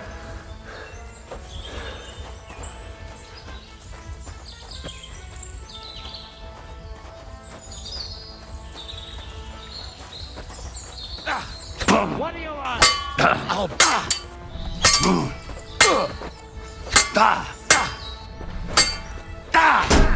Show your stuff.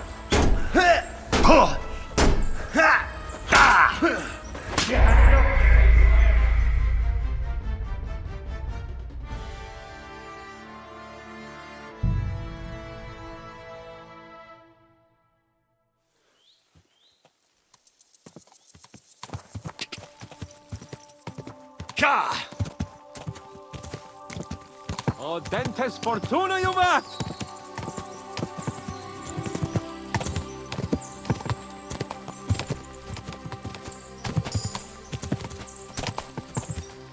We turn right here. I'm glad you feel better. So am I, my friend. So am I. We still have lots to do before we go back to Ratai. And I was afraid, you know, that I'd fuck it up. And I almost did, but I'm not afraid anymore. Now I see it as an opportunity and a challenge. Any old fool can manage simple tasks, but hard ones, they require a man like Sir Hans Capon of Leipa and Perkstein. And Henry of Skalitz. Aye, he faces the hardest tasks of all. Your knowledge of these parts is impressive. Don't worry.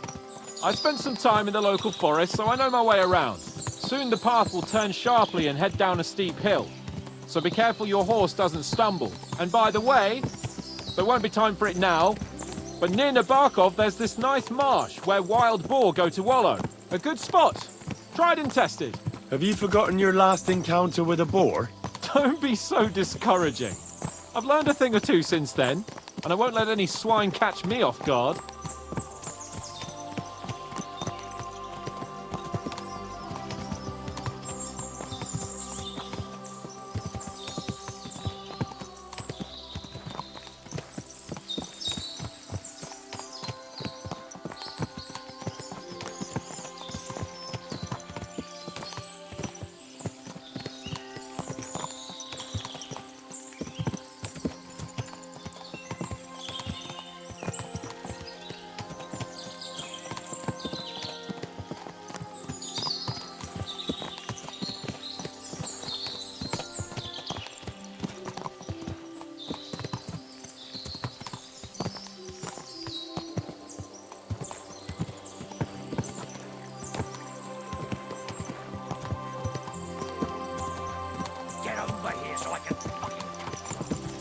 Whoa, whoa. Stand still! What do you want? I shouldn't leave Capon on his own.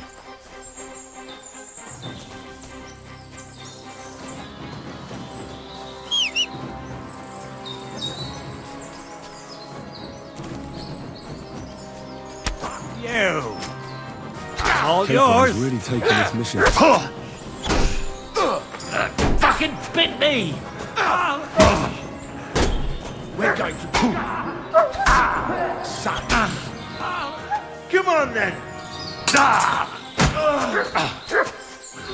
You haven't a chance!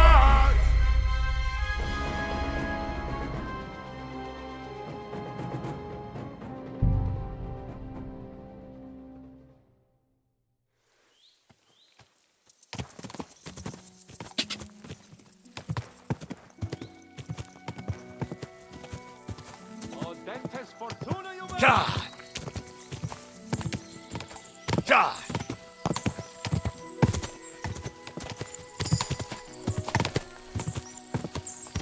We turn right here. I'm glad you feel better. So am I, my friend. So am I. We still have lots to do before we go back to Ratai. And I was afraid, you know, that I'd fuck it up. and I almost did, but I'm not afraid anymore. Now I see it as an opportunity and a challenge. Any old fool can manage simple tasks, but hard ones, they require a man like Sir Hans Capon of Leipa and Perkstein. And Henry of Skalitz. Aye, he faces the hardest tasks of all. I was thinking about our mission. What do you think of our prospects with von Bergov? Well, we haven't got off to the best start, have we? But I'll do everything in my power to ensure we succeed. Hanush, Radzig and Jobst are depending on us. If they thought it was a lost cause, they wouldn't have sent me. They'd have sent, you know, someone less important. That's diplomacy in a nutshell. If you're serious about something, you send someone important to add gravity and show respect. And why am I here? Maybe it's already known that you're Radzig's son and ward. So not just Hanush, but Radzig too sent someone important to him. That speaks for itself. Interesting idea. I like it. I feel a bit better. Like I belong somewhere and can do something big. Exactly. Nobility brings responsibility. Never forget that.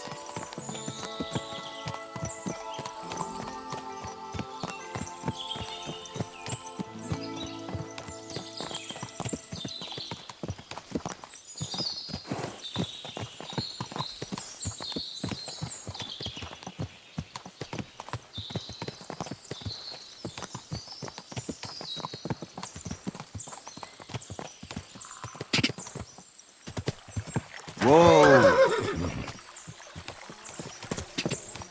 Whoa! Quick! Whoa! Whoa!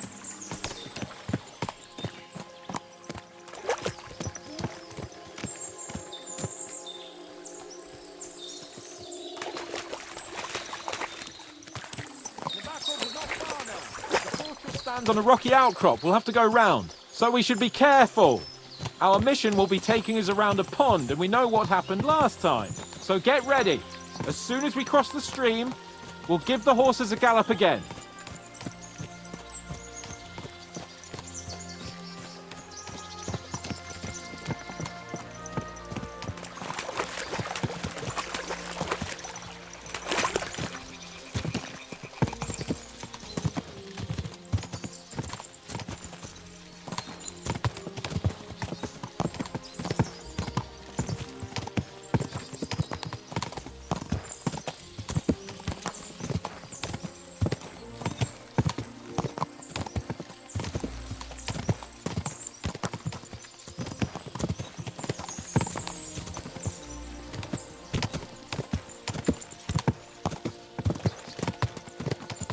Turn left here.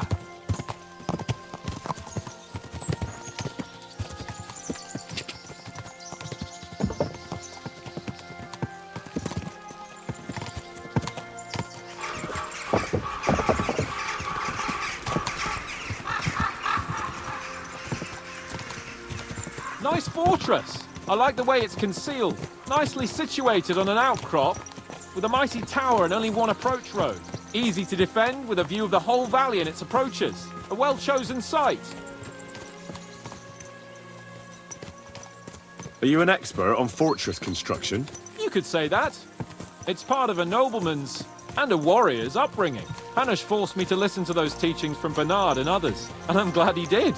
When I think about it, unquestionably learning feeds a man's soul, but right now my belly needs feeding. So I hope Sir Yaramir is well stocked. Von Bergov's morning feast set a high bar, after all. That's nice and all. I'll be glad when we're back at Trotsky. Expecting trouble? A bit. The journey here was good, and I hope the journey back will be the same. Last time, our whole company was wiped out. This time there's just the two of us. And you're in light gear. I wouldn't want any nasty surprises or tight spots. I'm still responsible for your safety after all. True. And I see I'm in good hands. We'll sort it out as quickly as possible and then take the shortest route back to Trotsky. I promise.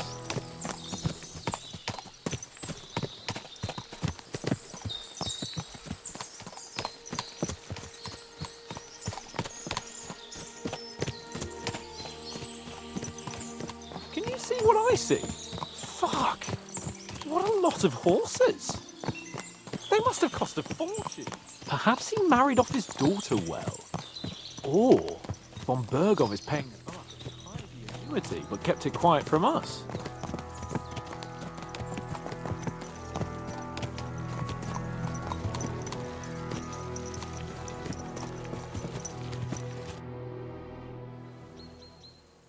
So, we're here. What now, Sir Hans? Now, I expect someone will come to greet us. And hopefully not like they did in Trotsky. Hey, so Yaromir don't receive visitors. You'll have to leave. I beg your pardon. See to it that he receives me immediately. Can't be done. Sorry about that. I am Sir Hans Capon of Lipa, and I am here with a message from Lord von Bergov. So get to it. And if you keep me waiting here much longer, you'll be sorry. Please be patient for a while, sir. My word. You got a sharp tongue sometimes. But what if he won't receive us? He will. Just wait and see.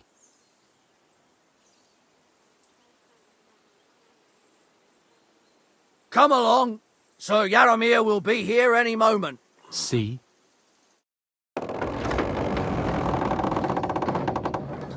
The Lord Jesus Christ be praised. Forever and ever. Please excuse our precautions, gentlemen. These are evil times. Well then, Yaromir of Nabokov at your service. And whom do I have the honor of welcoming to my humble seat? Sir Hans Capon of Perkstein. I am honored, Sir Yaromir. Sir Otto von Bergov asked me to convey to you his cordial greetings, and to parley with you in the matter of the security of this domain. Certainly, certainly. These are troubled times indeed. Please accept my hospitality, sir. You're surely thirsty after your journey, and you'll have greater comfort in the tower. An excellent idea. If I may ask that our horses may not be neglected either. Pelzel, you heard his lordship. But I've already got 15 animals to deal with. Why doesn't Hurtle do it? Hurtle has other duties. Stop griping and get to it. 15 horses? My word, sir. You must be doing all right for yourself. Not entirely. But fortune smiled on me for once at least. On me too, one could say. I suppose she's doing the rounds in these parts.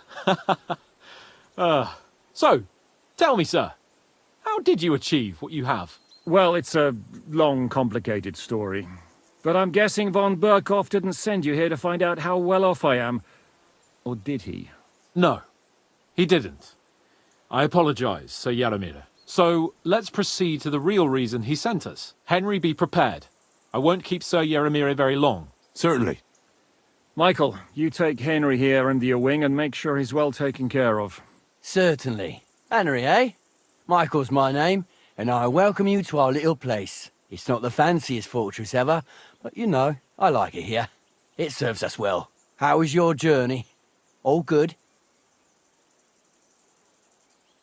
The journey was all right, but monotonous. I'm rattled from riding, and my arse hurts. Well, I'm sure you're glad to be at the end of your ride, eh? You'll get some rest here. I'll see to that. But I must say, my throat is dry. And maybe yours too, eh? Come along with me. We'll soon fix that. I'll make you feel at home and we can have a chat.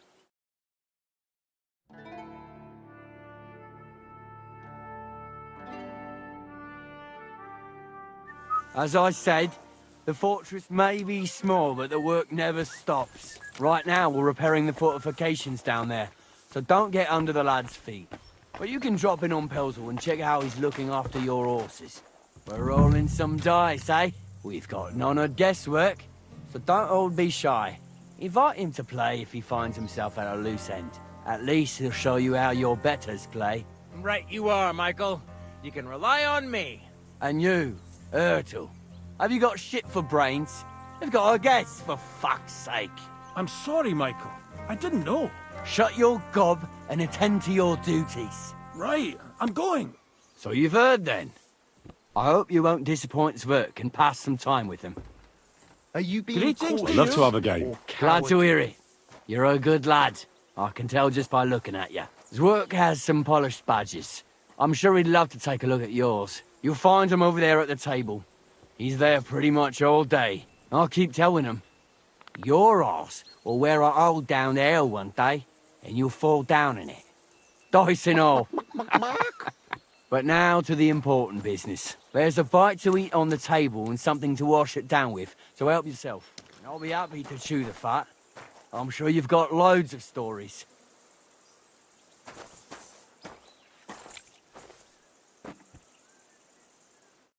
I heard Lord von Berghoff himself sent you.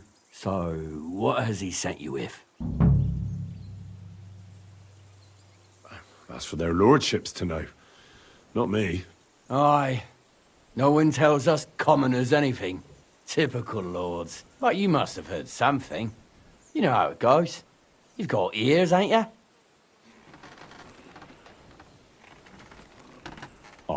I've got ears, but I don't crouch at keyholes. All right, I didn't mean to offend you. Tell me one thing, though. Why didn't von Berghoff send one of his own instead of some Lord of Pirkstein and his escort? Well, I suppose he wanted to show respect to Lord Yaramir. So he didn't send just anyone. Ah, the way of the nobles. Not something I know much about, but you do, it seems. So your master, Lord Capon of Pirkstein, is somehow significant.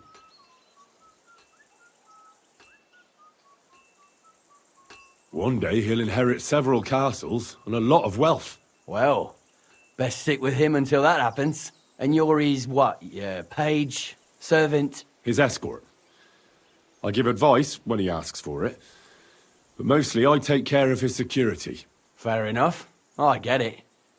I used to travel with Lord Yaramir, but he barely travels these days, so I don't get out much. Lord Capon is always getting up to something. Well, I envy you a bit. But hey, we've had a nice chat. And since you're here, what would you say to a bit of a friendly duel? You've got time to kill, and me too. Let's do something to shorten it. We can do something dignified. We'll clash arms for the glory of our masters. You for yours, me for mine. I accept your offer.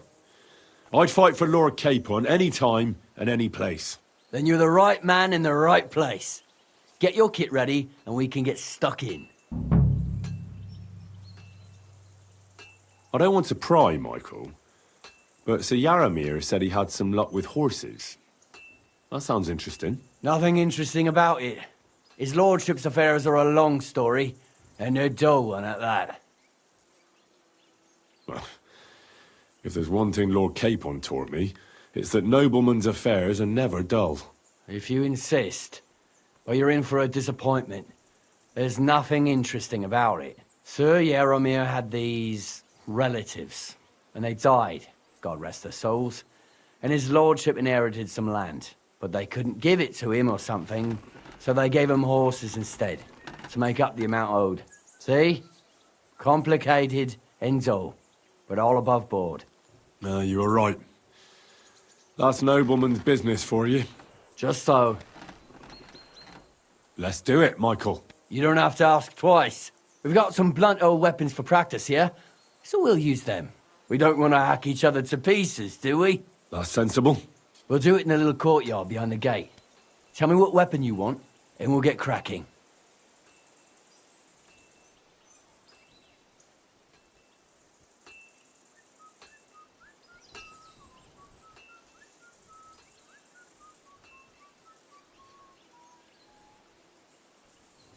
A mace, or any old bludgeon. Aye.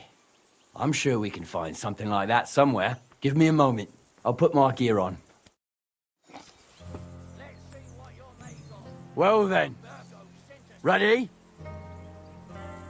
Let's go! Glory to Lord Capon! Crikey, they're going at it just like real nice. Ah! Ah!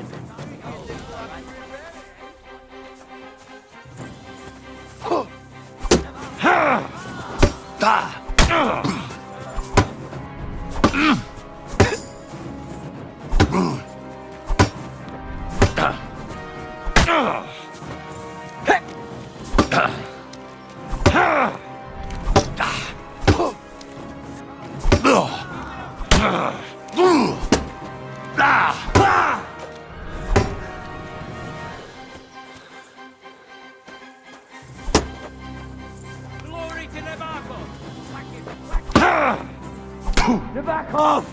Ah!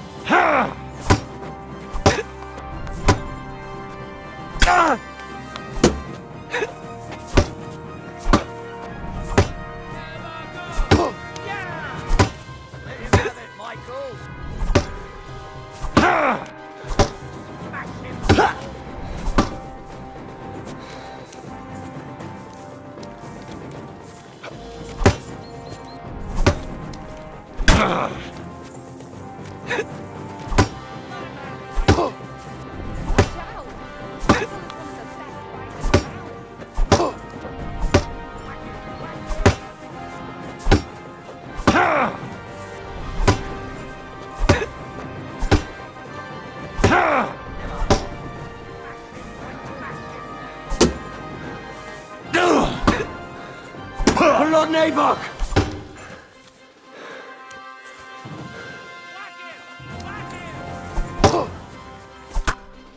Yeah, I'd say.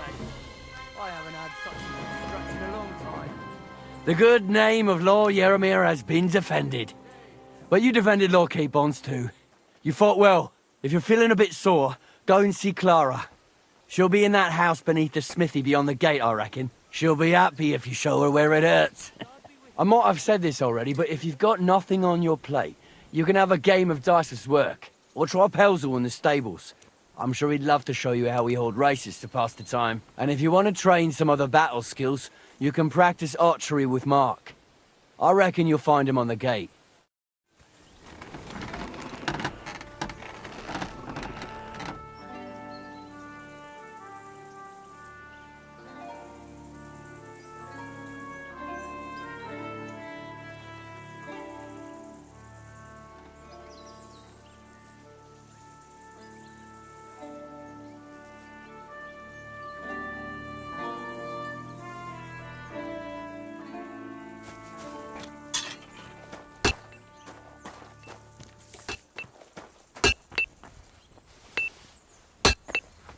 Greetings.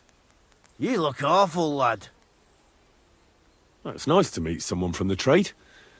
I'm also a blacksmith. Is that so? Good lord, I wouldn't have expected that. You must have had a slice of luck to be hanging out with nobles. Me and my brother wanted to get out of the smithing trade, but something always brought us back. I'm Steer. Pleased to meet you, sir. Henry.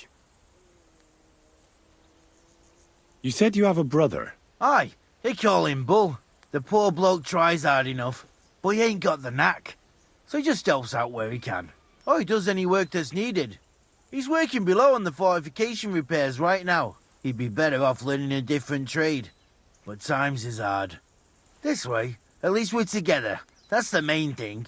Have you got anyone next to you on life's journey?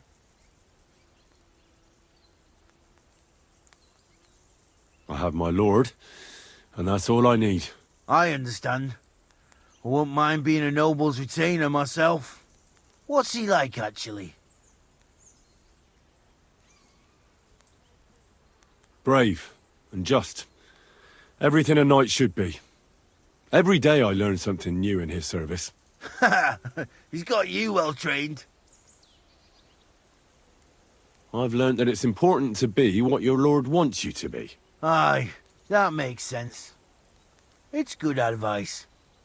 And, come to think of it, I reckon it's time I got back to work. It was good to see you, my friend. How's trade? The plates here. Is that your work? Well, I wish.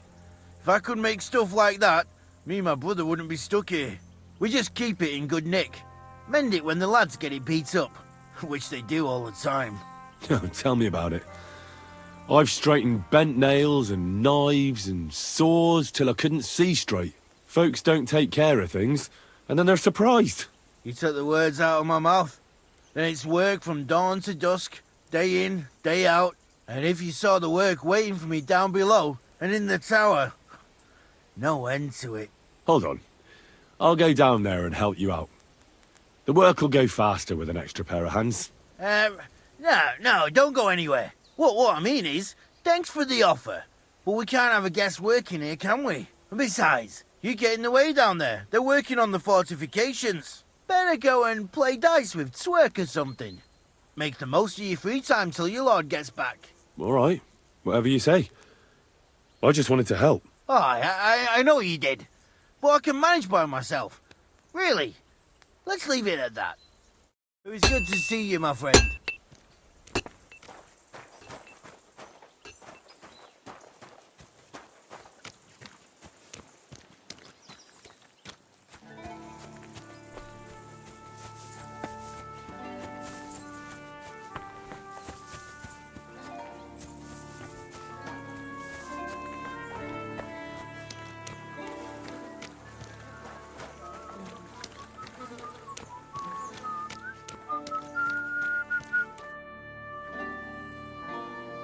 Lovely horses you have here.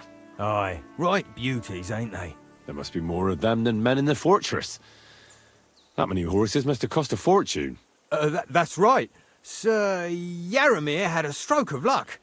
What stroke of luck was that? Look, this is noble's business. I shouldn't go flapping my lips about it. So there is something dodgy about it, eh? Bollocks! It's all above board, especially our horses. Why not do something for your own lord's honour instead of insulting my lord's honour? We sometimes have this little race. You've got a horse, so you can show us your riding skills, eh?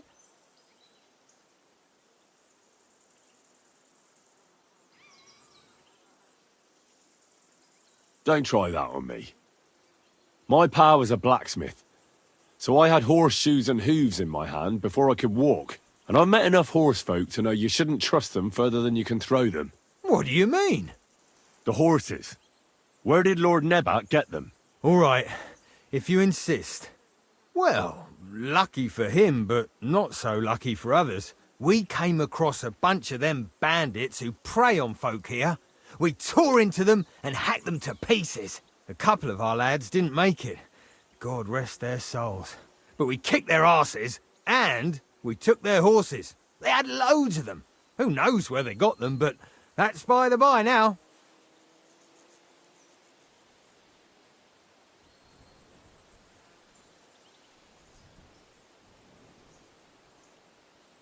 Hold on. Michael said something different.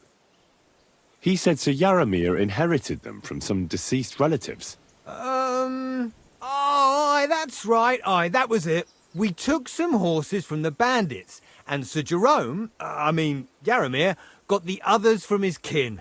Aye, that's how it was. Right. I see. Take good care of those horses, then. I will. And you, sir, maybe I mentioned it before, but if you're at a loose end, the horses need to stretch their legs a bit. You could help us out.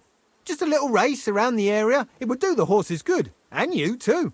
And if you managed to beat our lad, you wouldn't go away empty-handed. I'll race. Thy will be done. The race is from here to Nabarkov Mill. That's down the path there and to the right after the little bridge. At the mill, there's this granary in front of the dike, and behind that, a willow tree. You go between the granary and the willow, and then back to the fortress. First one back here wins. You'll be taking on Hurtle. He's our best horseman, so you'll have your work cut out. None of us can beat him, but if you manage to, fuck it. I'll give you one of our finest saddles, whatever the cost. That's fair. Let's do it. Great. I'll call Hurtle and you can get cracking.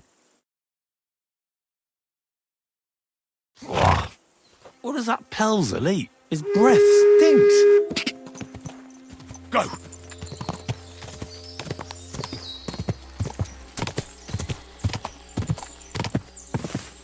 Quick!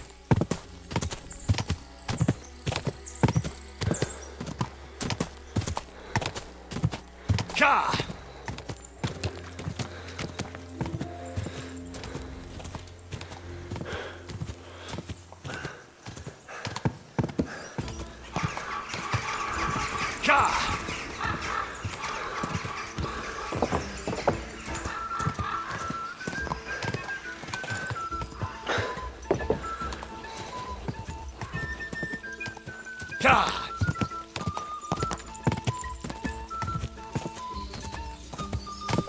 Quick! Ka!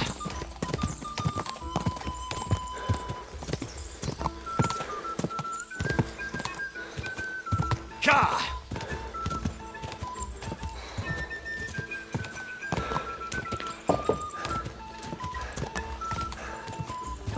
Go! Keep up! Go!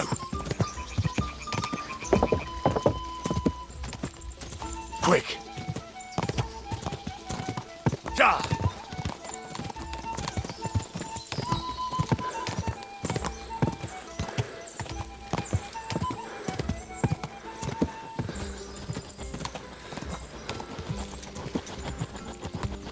Go!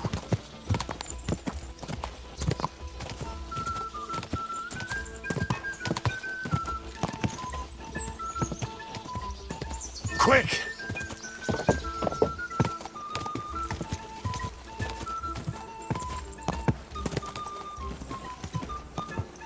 Ja!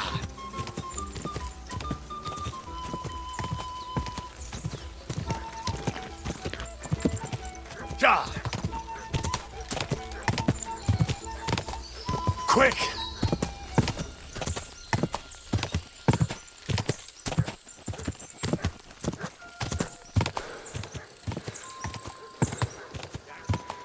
That's not all. Ja!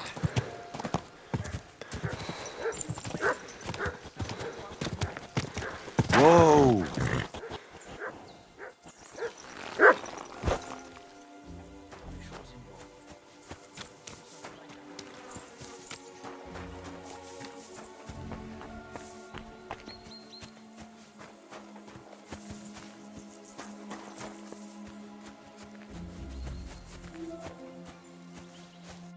Well, did you have fun?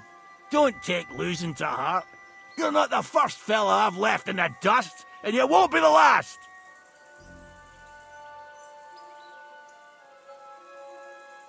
It's always good to test yourself against the best. Thanks. I still have a lot to learn. Hey, no problem. At least I got to take a break from my boring guard duty. If you really want to learn, tell Pelzel and we can have another race. Tell me, how's life in the fortress? Nothing much. The days drag on, one much like another. What's worse, today I copped a shit job. Here with all the shit. But tomorrow will be better. I'm going on a patrol around the local area. I can't wait. I know what you mean. What's your job today? The prisoners? You have prisoners? Aye. Why else would I be standing here? Good point. Who are the poor sods? A couple of poachers. They're waiting to see what his lordship will do to them. I'd like to ask the prisoners something. Sorry, but that ain't possible. Like I said, they're waiting for his lordship to pass sentence, and nobody can see them till then. His lordship wants to let them starve a bit. I understand. You can't be soft on their sort. That's right.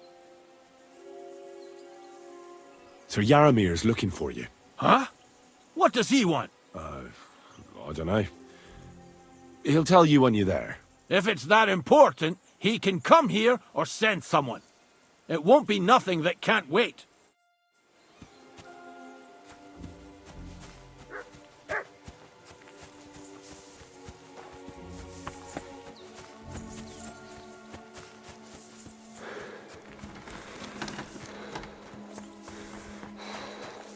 I've got this pretty pilgrim.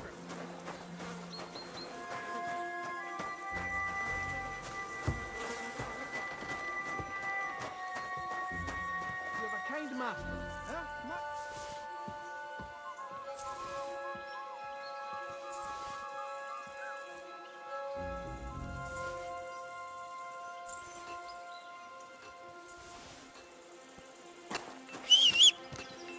Mutt! Here, Mutt!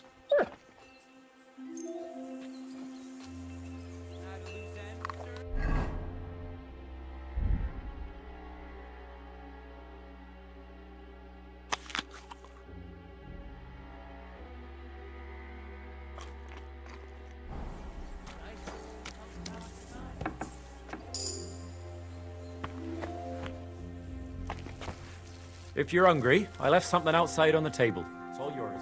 No doubt you're used to better fare, but it's all we got. So I hope you won't mind.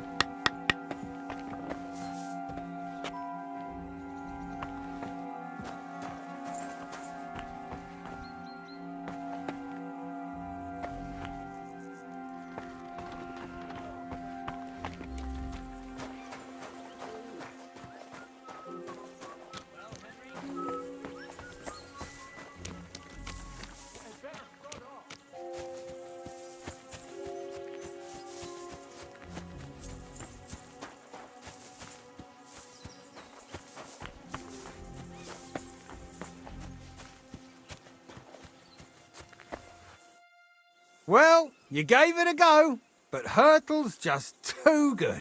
Don't take it to heart, but I reckon you could beat him.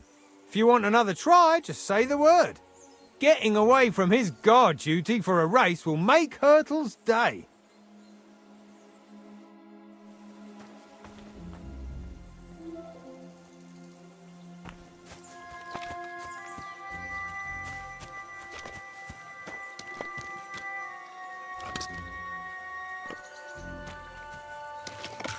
Excuse me, I've got work to do.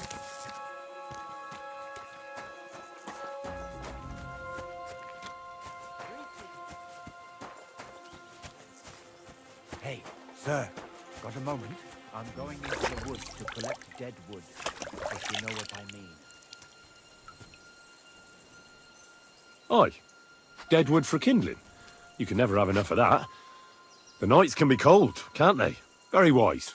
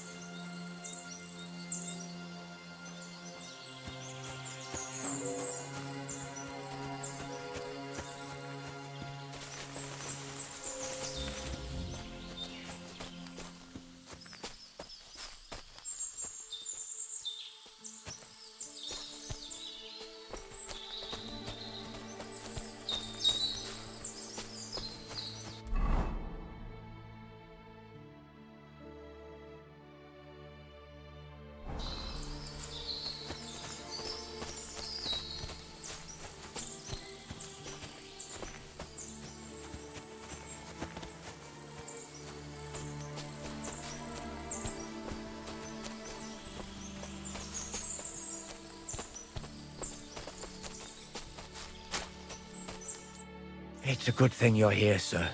You ain't local, are you? I've never seen you or the other gent who came with you. That's right. We're not from round here. We came to see Sir Yaramir on Lord von Bergov's business. That's just it. I ain't seen Sir Yaramir in ages. Them new men-at-arms are in charge now. They told us they're Sir Yaramir's friends guarding the fortress against the bandits in these parts. But there aren't half a lot of them, sir. Day and night they come and go, and there never was that many men-at-arms here, long as I can remember. Oh, shit. I think some guards are coming this way. They mustn't see me, otherwise I'll be for it. Mark my words, sir. Something ain't right here.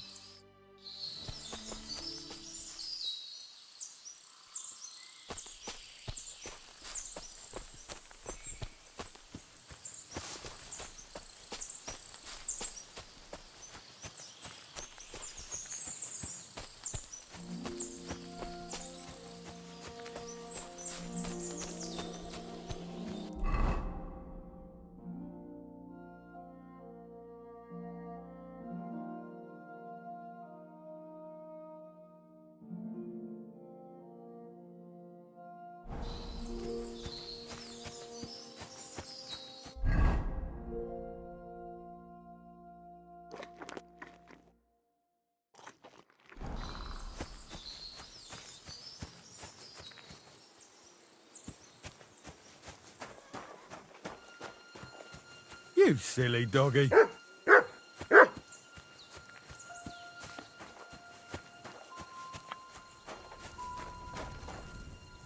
Feed the pigs. Weed the bed.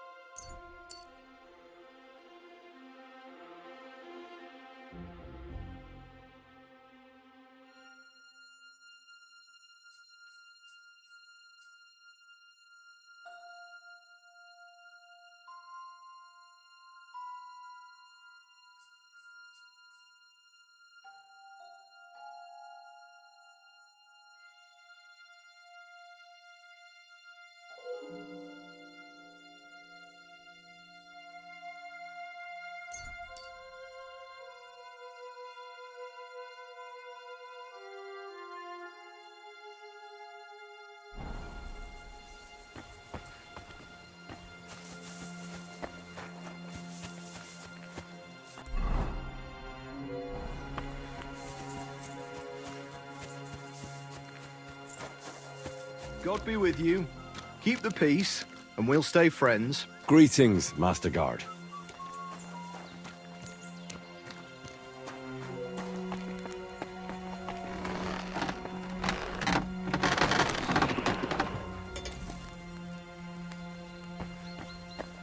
Quality armor, and lots of it.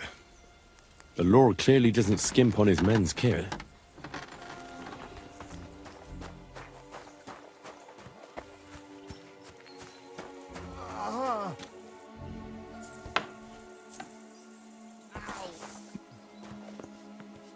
Greetings, sir. I watched your duel against Michael.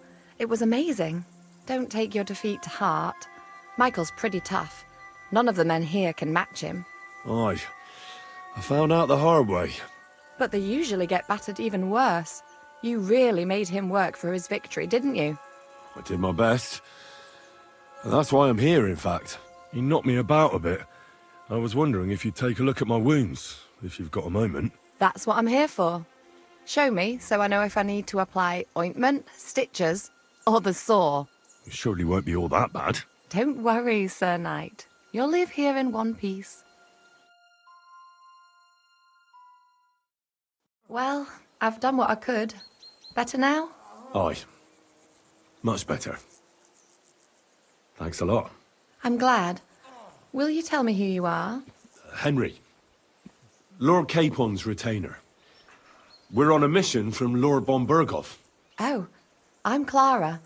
Nice to meet you, Sir Knight. My sword is at your service, miss. Blimey! No one's ever said anything like that to me before. But it's not your sword I need so much as your legs. My legs? I have to go and get fresh herbs for our sick folks. It's not far, but I'll be grateful for an escort and protector. And if you tell me about your chivalrous deeds, it'll shorten the time.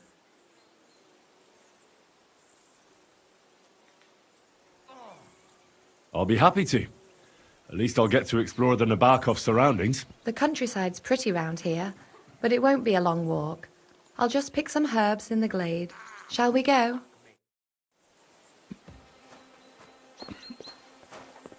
Our little fortress doesn't impress you much, I suppose. You must be used to real castles. Actually, that's why I'm so pleased you're here. A bit of excitement at last. Tell me more about knights, or better still, about yourself. Where have you been? What have you seen? Now that you mention castles, I conquered one once. The enemy took it by a ruse, and we couldn't let that go unanswered. We answered ruse with ruse. On a dark night, we scaled the ramparts to open the gate from inside. That sounds clever. Aye, but they discovered us, and we had to withdraw under fire. A good thing, too. At least you lived to tell the tale. Tell me more, please. All right, then. Some time ago, my native region, far from here, was plagued by a gang of bandits. I tracked them, and it wasn't easy, until I found their secret stronghold in an abandoned village. My lord's retinue, me included, went at them. There was a terrible battle. Our enemies were humans, and they fought like demons.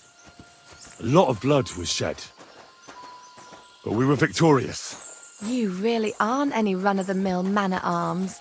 At least I have nothing to fear when I'm with you. Thank you for telling me your stories. It's nothing like my life. I just patch up the lads when they come back cut up and bruised, like last time.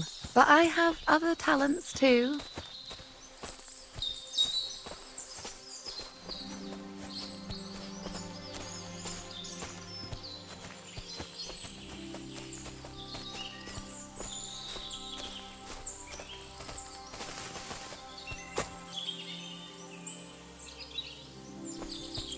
This really is a lovely spot. If it was up to me, I'd just lie down in the grass and take it easy. But I can't. Why not? I have to gather herbs to treat the wounded. When the ointments and concoctions run out, they reach for the liquor. And if his lordship found out I was dawdling, he'd have my guts for garters. Does Sir Yaramir treat you badly? Not at all.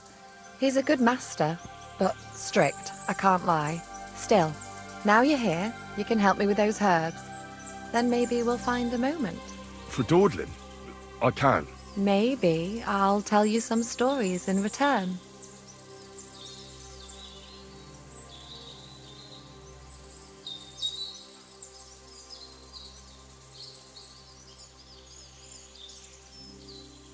I know quite a bit about herbs, I think.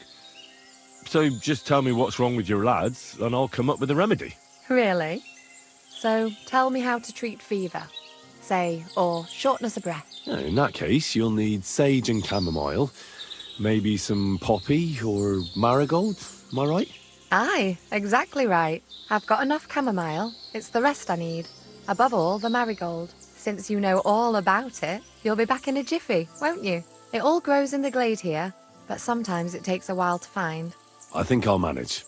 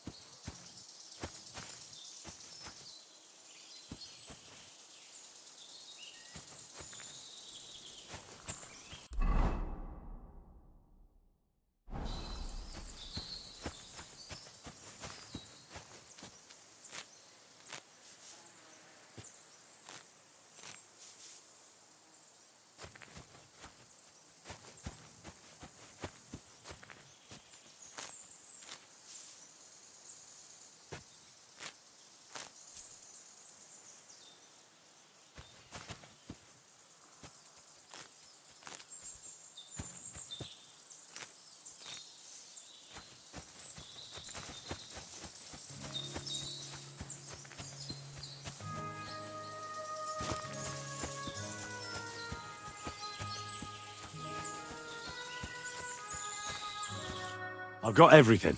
Wonderful. Thanks a lot. You've really helped me out. You promised you'd tell me something. I will, don't worry. But first I want to show you something. Hurry.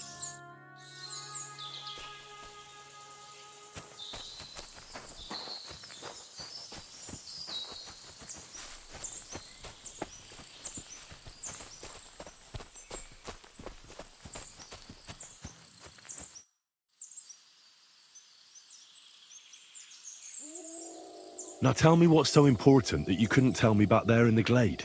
I wanted to give you a riddle. A riddle?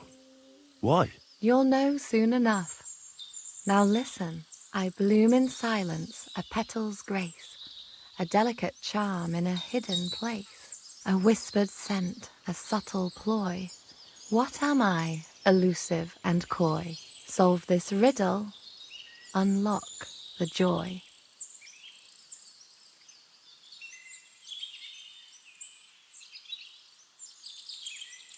The only petal I see here is called Clara. The right answer. And now for your reward.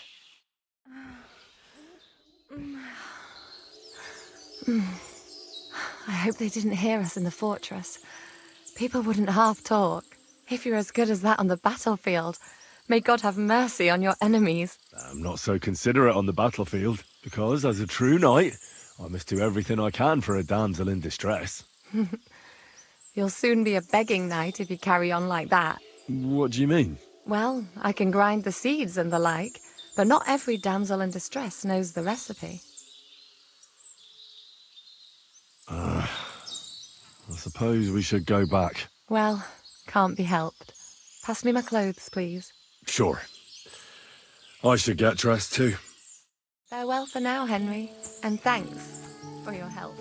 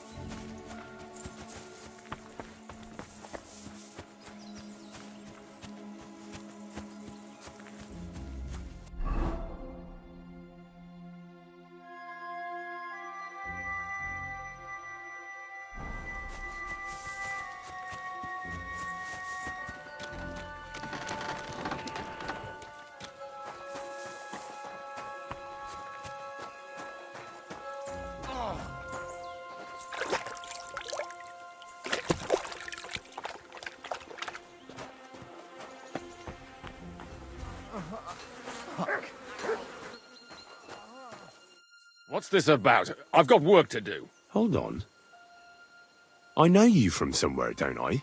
Bollocks. You've got me mixed up with someone. I don't know you from Adam. No, I'm serious. I've seen you somewhere before. Aye? Where was that, then?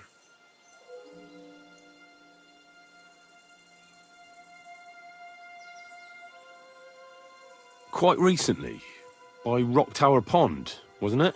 No, I haven't been to see the herb woman in ages. I never said anything about any herb woman. Aye, you said Rock Tower Pond, and that's where the herb woman lives, so that's why it came to mind. That old herb woman, people go to her for ointments and that, you know? Anyway, I've got work to do. Hunting, that's right. I have to go hunting. If I don't bring a hare for supper, my lord will skin me alive. See you later. I bet Sir Radzig's sword I've seen that good-for-nothing before somewhere. Sakra! That's the fella who was sniffing about at the herb woman's place. What's he doing here, though?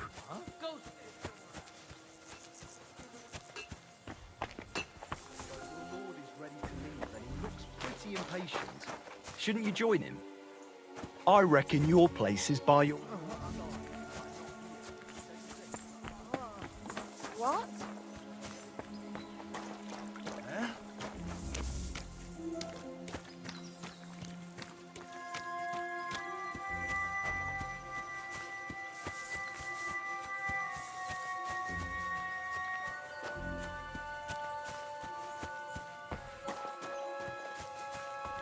It's a good thing you've come.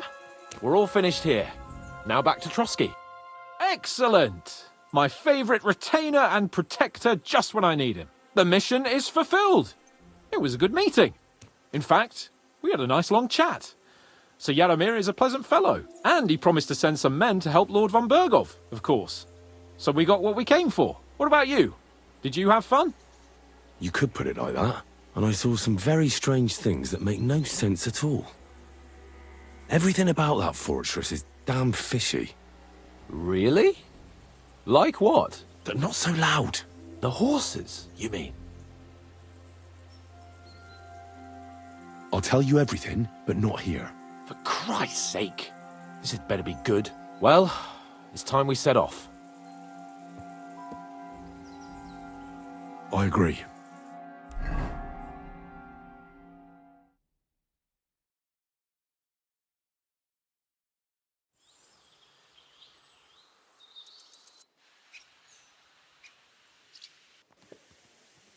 Oh, this place again. Oh, it makes my blood run cold. But it's good we're back safe. What you told me on the way about Nabokov was interesting. And definitely fishy. Good work. We should report it to Lord von Berghoff. Of course. Let's see him at once.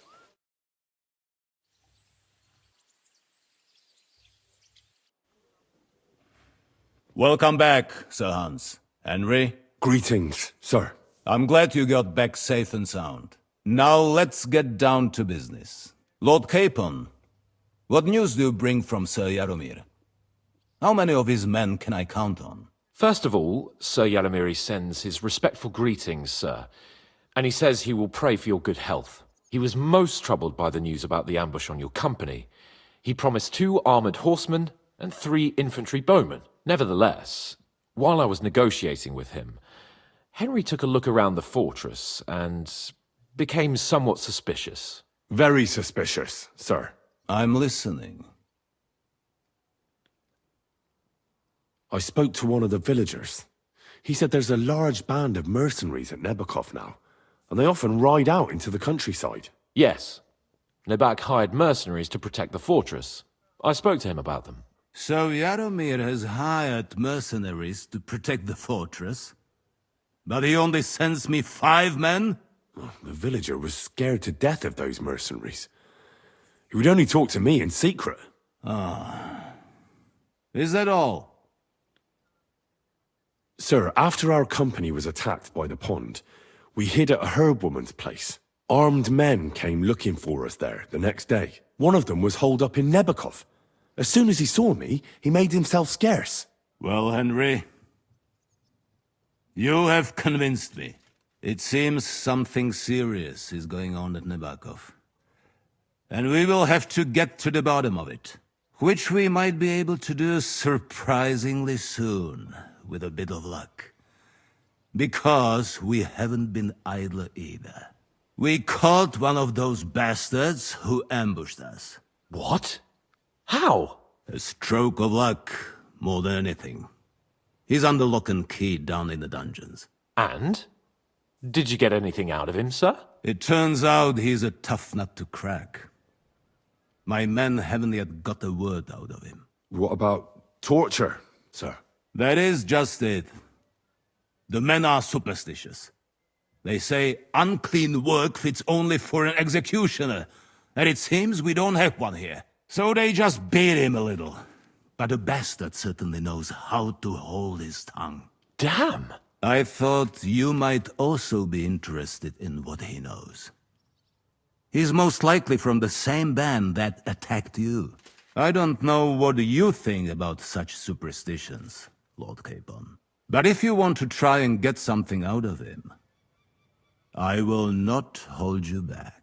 Make him tell you where his gang hides out, and I will be in your debt. And if someone in the region is helping them, I want to know who. That's an offer that's hard to resist, Sir Otto. I have a whole list of questions for that scoundrel, and superstitions mean nothing to me. All the instruments you need are right there. Make him regret the day he took up arms against us.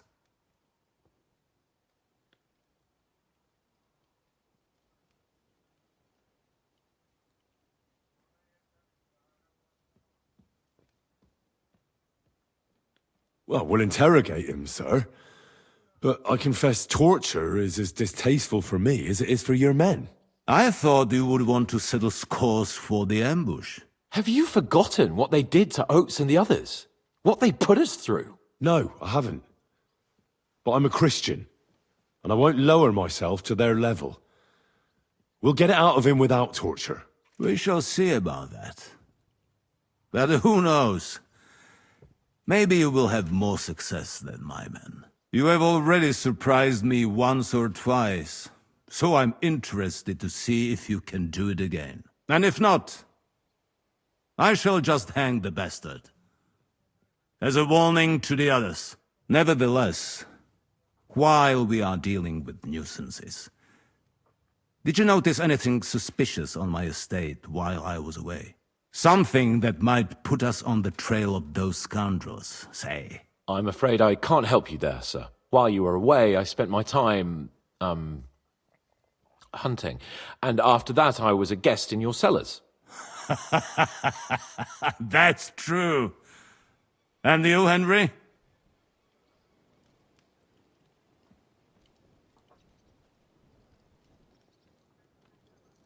A strange thing happened. Young Semine rushed off from his own wedding as soon as the ceremony was over. He left his bride there. On their wedding night. The poor girl was devastated. Interesting. That was around the time your company was attacked, was it not? You are right. That is truly strange coincidence. Young Olda. I don't like where this is going. But we have to uncover the truth. I hope the answers are waiting for us below. In the dungeon. Now, to more pleasant business. My personal bodyguard, Lord Bartosz, also known as Black Bartosz, came back from Prague with me. An outstanding swordsman, among other things. So if you want to take your mind off things or fancy some training, as my esteemed guest, he will be at your service. You will most likely find him at the sword-fighting arena in the outer fortifications. For you, Henry, he will have a gift from my personal armory as a token of my gratitude for your services. Thank you, sir.